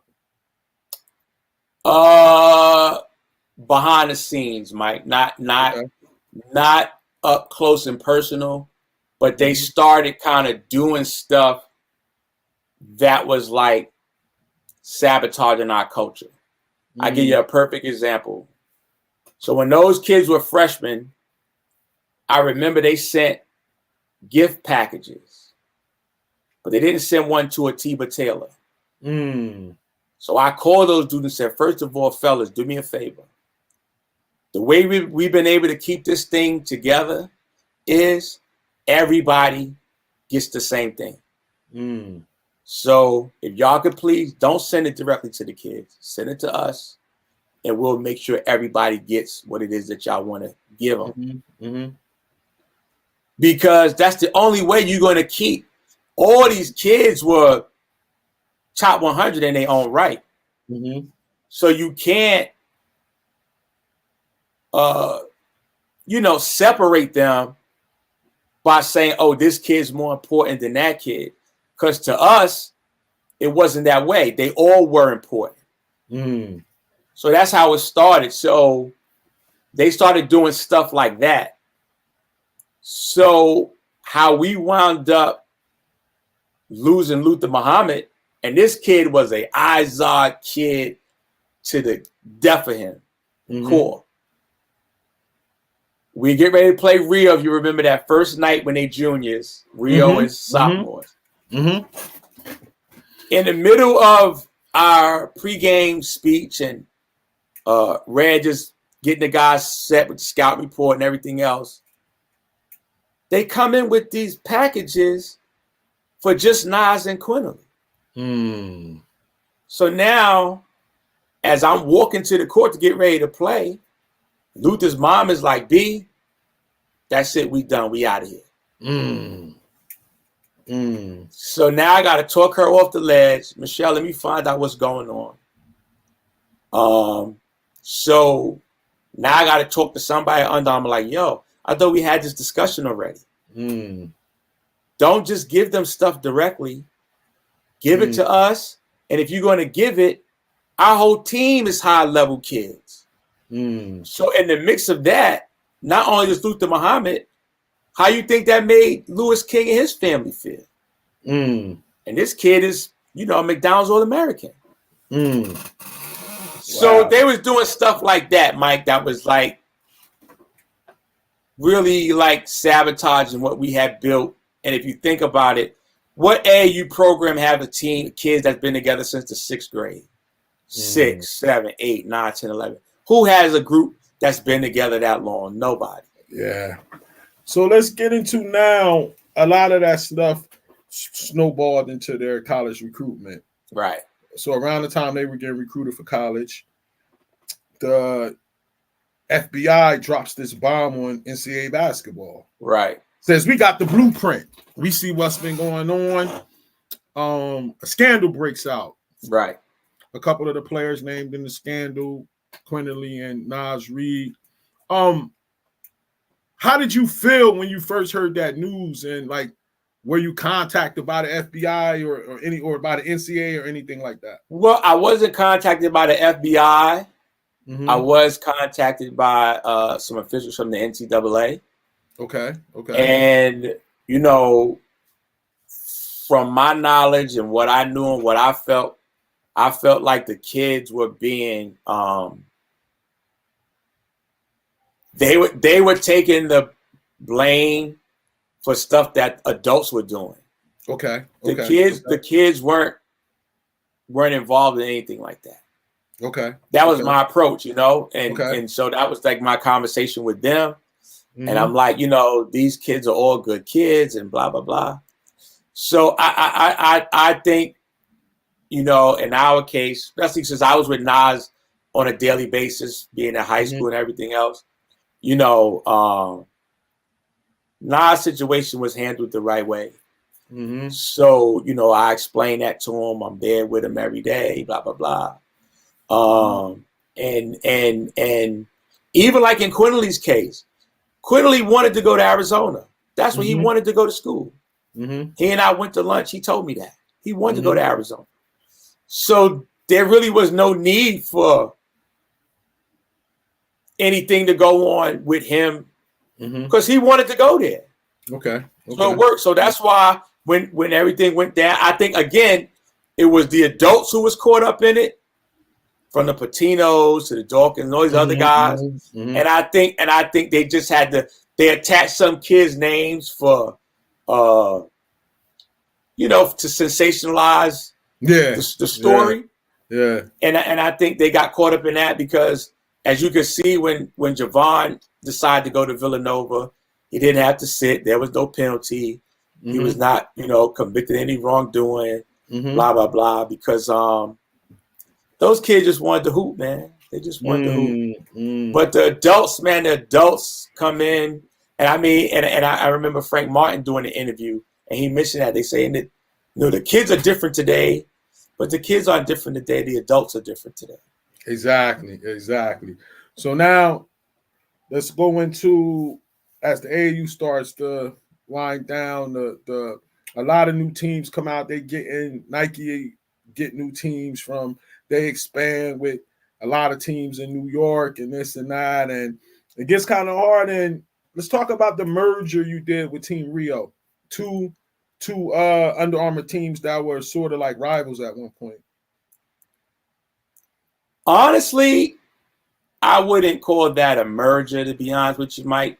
Okay. I got sick again. Okay. And I was actually sicker the second time than I was the first time. Okay. And my kids, if I wasn't there, nobody else was going to be able to run the program.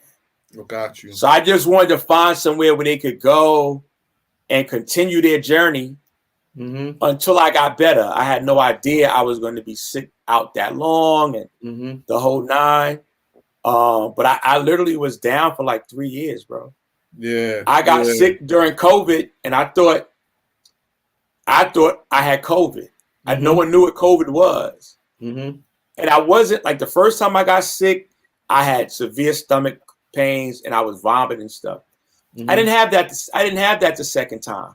I just had this feeling, a kind of uneasy feeling in my stomach, but it wasn't a pain. It just was different. So I remember my son saying he didn't feel right either. So I just figured, you know what, Mo, we must have COVID. And so I went to my doctor and I told him what was going on. They did blood work. The blood work came back fine. He said, B, I don't think it's much of anything, but let's just do a CAT scan just to be safe, since it's your stomach and everything we've been through. And that's when they saw it was a recurrence and it came back. So the situation with Rio really wasn't a merger. It was like, I knew those guys and I needed to put the kids somewhere because I couldn't run the program because I was sick. And I kind of didn't let anybody know how sick I was.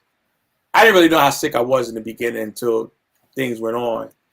So that's really kind of what that was. Just like, because I had a relationship with them, it was just easier to just put them there and we'll just do this merger thing. And the, you know, the kids will have somewhere to play. I knew the Under Armour circuit. So it was like, it would be the same thing as if we were doing it. But it really was because I got sick and I couldn't run the program. So it brings us to the end of this journey. Talk about when you knew it was time to close the door on Sports U. So if anybody knows me and knows that, you know, you see me now and I'm a lot smaller, I was a much bigger person, size and stature. And I was sick, Mike. I was on my deathbed. I had 4 surgeons who refused to operate on me because they felt like the cancer was too far gone. So my oncologist had a relationship with this one surgeon in New York City. And he kept telling me I need to go see this guy. This guy's good. He can help save my life. And honestly, I was skeptical at first, Mike, because I'm saying these other 4 guys, I done been to Rutgers Cancer Facility. I done been all these different places, and you know, I'm at not Summit Hospital, but Morristown, one of the top hospitals in the country. So I've been to all these places where I got the best doctors. They're telling me they can't do it. What makes this guy any different? But my oncologist kept telling me I got to go see him. So I decided to go see him, and it was crazy because I was in the hospital. I come home, and I said, Doc, let me just go home, man, and rest. Let me think about it, and I'll go see him on Tuesday or whatever. I said, okay. and I'm laying in the bed, and I really didn't want to move. And Carissa was like, "What you gonna do, man? You going or what? Cause you're not moving." So I ain't say nothing. So then she runs some reverse psychology on me. She's like, "Well, today's my only day off this week, so I don't have another day I can take you to New York. So if you don't go today, I don't know when I can get you there." So at that point, I just say, "You know what? Well, let me just go." So then she takes me over there, and I'm glad I did, because that guy saved my life, man. Praise the Most High, man. Yeah. Praise the Most High, man. Yep. So when I got sick, Mike, it was like, you know, Ed had gotten to a point where he had got a new job. He didn't have the time to devote to the program like he once did. And I couldn't be there to run it. And my last group was my 2023 kids. And they were very good. I watched Elliot Cadeau play today at North Carolina. Aaron Bradshaw at Kentucky, and Tahad Pettiford. So we had a good team. And that group had been in the program since the third grade, bro. So these were my babies. And I never forget, you said to me one time, I'm coaching them, and at this time they really were nobody at this time. Yeah, man. And you was like, B, I love watching you coach them, because you can see your passion. Like, this is good for you. And I'm very proud of how those guys grew and developed and became what they became because of the work we put in. And I just felt like, me being sick, I couldn't devote the time. And that was when it was like, you know what, I can't do it. I gotta shut the doors. All right, this phase of we're gonna talk about. I got something called 5 cards. We're gonna bring out the 5 cards, and each card got a different question or let you know what it means, and then we'll go from there. I want you to tell me what's the first thing come to your mind when you see this picture. Oh man, that's the triumvirate right there, man. That's myself and my 2 partners, Ed and the late great Darryl Dawkins. I never forget, Boo Williams had called us and told us that what we had done had never been done before. Okay. He was like, what you guys have done so fast is unprecedented. And it really was because of those 3 guys right there, man. Ed was a bulldog. He worked hard. He was passionate. He loved the kids. And Darryl got us in doors that we couldn't get in.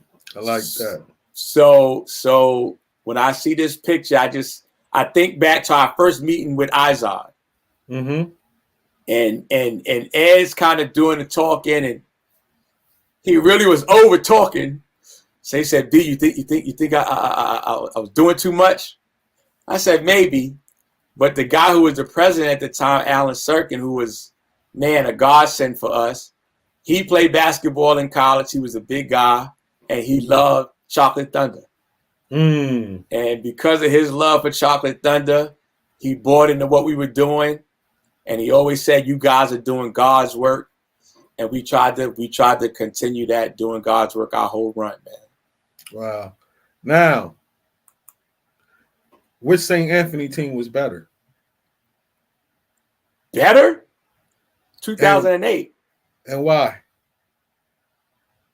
2008, they were. Now, did I get the Miles back in them year wrong? No, yeah, they're 2011. All right, 11. All right. Yeah. So 12 is Kyle's senior year. 11 is my. But I'm talking about that 11 team. Which one was better and why? Oh wait. So the one thing that 11 did not have that 08 had, Mike Rosario was a killer. I never seen anybody that wanted to stop him more than he wanted to score. And I've seen him in places where guys were going to try their best, but he wanted to score with such passion and veracity, man. Like I never seen anybody want to stop him more than he wanted to score. So that's one. Then Tyshawn Taylor, 11 didn't have an athlete like Tyshawn Taylor. Tyshawn Taylor was the best athlete. So if he had to guard Kyle Anderson, he would have gave Kyle Anderson fits. Even though Kyle was bigger, Ty was strong, he was fast, he was athletic. I just don't think 11 matched up well with 08. And then you had like Gio and Trayvon, who both of them they had two floor generals, where 08 just had Miles Mack. Okay. I'll take that. I'll take that. Yeah. All right, let's go across to Union County now. Rank the Roselle Catholic champions 1 through 3. 2015, 2018, and 2022. You got them in the right order. 2015 had 3 pros on the floor, man. Isaiah Briscoe, Naj Reed, and Chris Silver. Okay. So Chris Silver was an athlete like no other. Okay. He played so hard. He blocked shots, he rebounded, he scored. And none of those teams had an Isaiah Briscoe. Isaiah Briscoe was must-see TV in high school. Now, although Naj was young, 15 still had size. PSR was 6'8", Galando was 6'8". Then they had a great young player in Matt Bullock. They had, Pretlow, who was our best defender. So he was a lockdown guy. So, 15 was probably the best in my opinion. 18 was definitely next because Nas became Nas. He was Nazi up until 2018, and then he became Naj Reed. Okay. And then Ethiel Horton was very good. He could shoot. So he was Jamarcus Lawrence, but more athletic. Okay. Then you had Alonzo Frank, who was tough, could score inside. And the combination of Jason Battle and Josh Pierre, like Simeon would have had his hands full for 32 minutes. Okay. They would have picked him up full court all game, and he'd have had his hands full. Okay. Yeah. Next up. So what's your thoughts? Give me your one word or your quick thoughts on this group.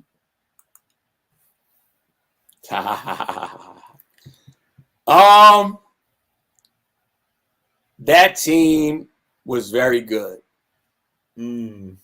What made them very good, because that team epitomized where basketball was going, positionless basketball. So now you got Lewis King at 6'7", 6'8", Nazi at 6'9", 6'10", and the other boys could all dribble, pass, and shoot.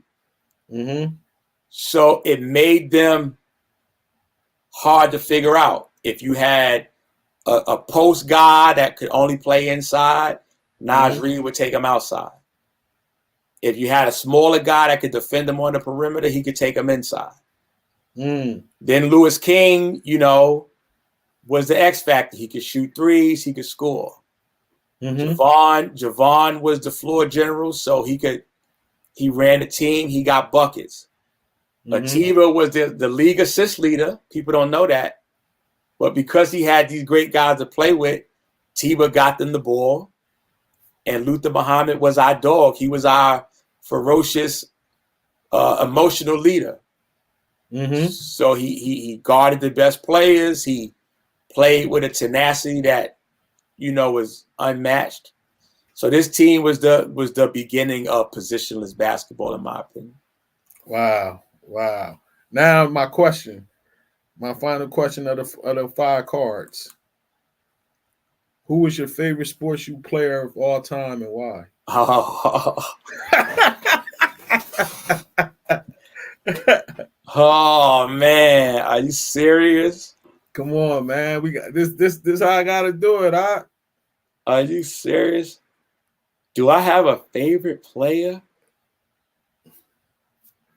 I don't know if I have a favorite player, Mike, just because we didn't play that way.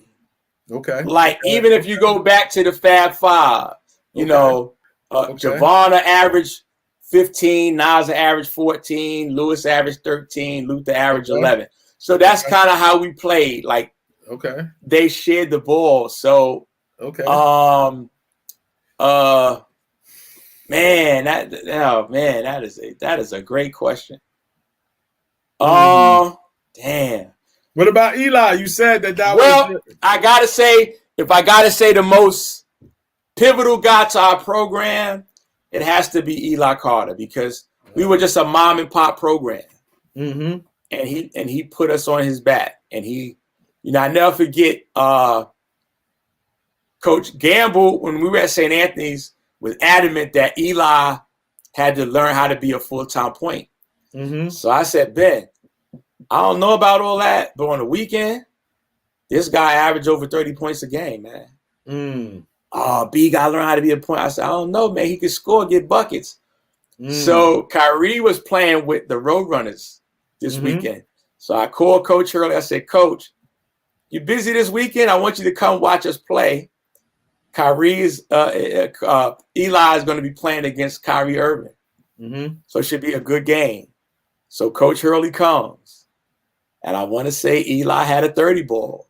And there was no more talks about him being a point guard no more. They let him. You looked out for him. You looked out for him, man. There you go. Yeah. There you go, man. Yeah. As our friendship grew over the years, and you saw me when I went through my alcoholism and went through rehab and went through my steps, and when I went through that case situation, that tragedy that I went through, you were there, and you saw us both, our relationship grown in so many different ways, and I saw you grow also. How has the condition that you've been going through, how has that strengthened your relationship with God? Well, I tell you what, man, like, I am a prime example of, if somebody doesn't believe that there is a God or a higher power, I have to tell you, just look at me. I'm still here. I was stage 4 twice. I have 4 surgeons who told me nothing we could do. And I have a cousin, she would text me all the time, and she would just say, cuz all you got to have is just the faith of a mustard seed, and God going to see you through. And I had all these people praying for me, man. I had like Facebook pages and all kinds of people praying for me.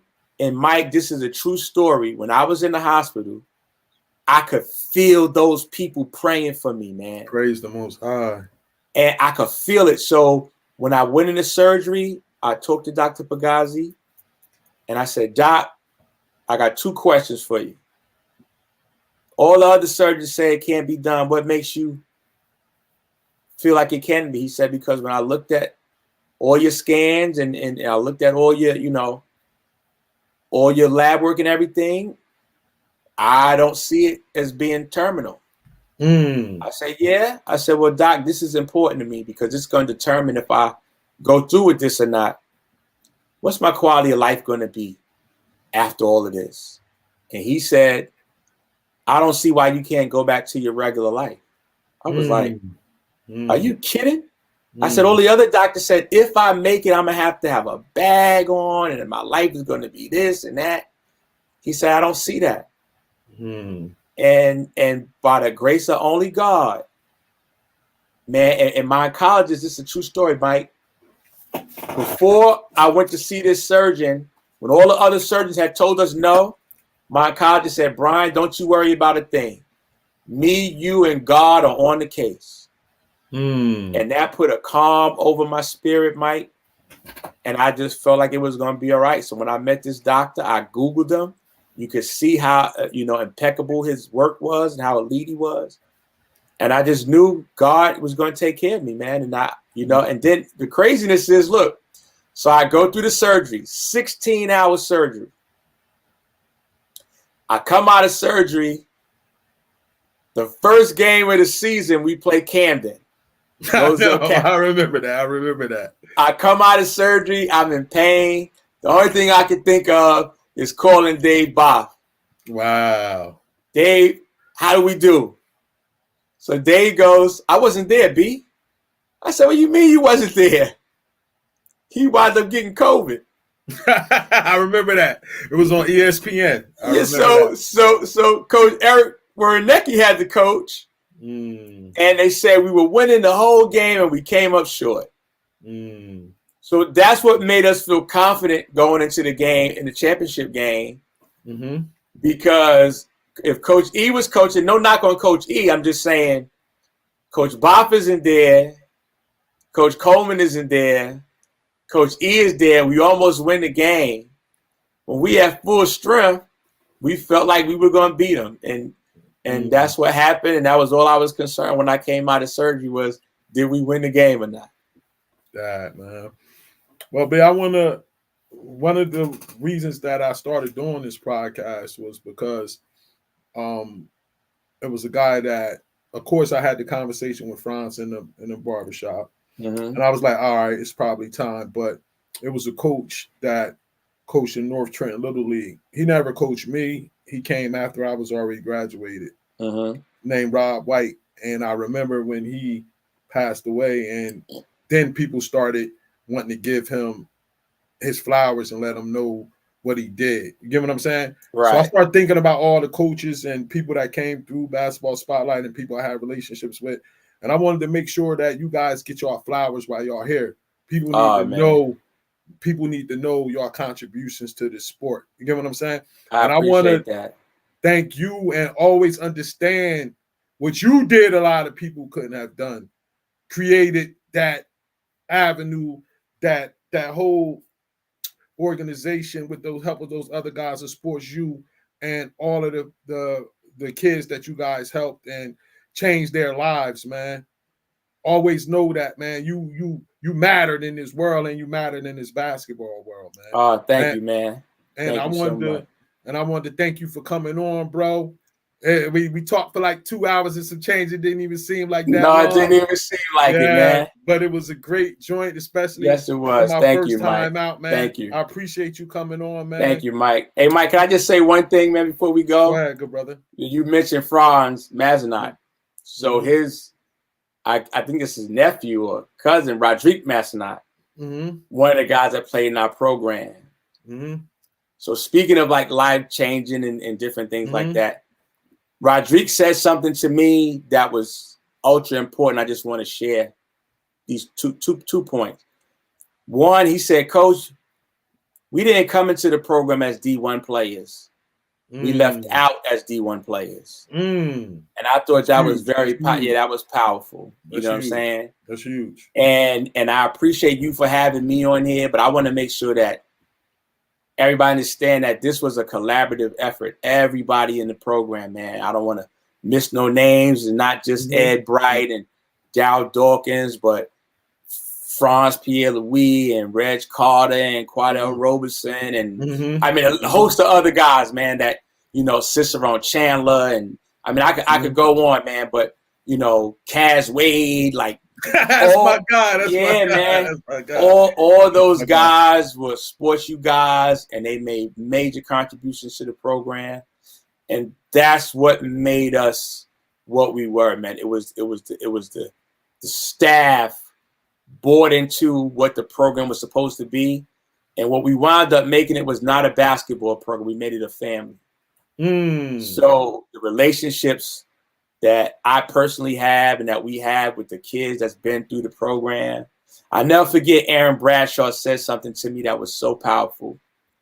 So I'm just coming out the hospital. I'm sick. I lost a lot of weight. Got to shut the program down. He wanted to go in to play somewhere else. And Aaron said, he gave me a big hug and said, Coach B, don't worry about this basketball stuff, man. Your health is most important, man. That's what you Praise need the to Most focus High. on. And this Praise is the a Most young High, 15-year-old kid, man. And when he said that and gave me the biggest hug, I love Aaron Bradshaw because that's who he is. If anybody gets to know that kid, that's who he is. And just a host of other guys that played in the program, that's the kind of relationship we got, Mike, as family. Praise the Most High, man. Yeah. Praise the Most High, man. All right, B-Man, get a family, my love, man. I definitely will, brother. Mo, You do the tell same. Mo I'm going to come check him out and see Definitely, him play. definitely, All right. definitely will. All right, My brother. All right, thanks for having you on, bro. Yep, thanks for having me. All right, peace.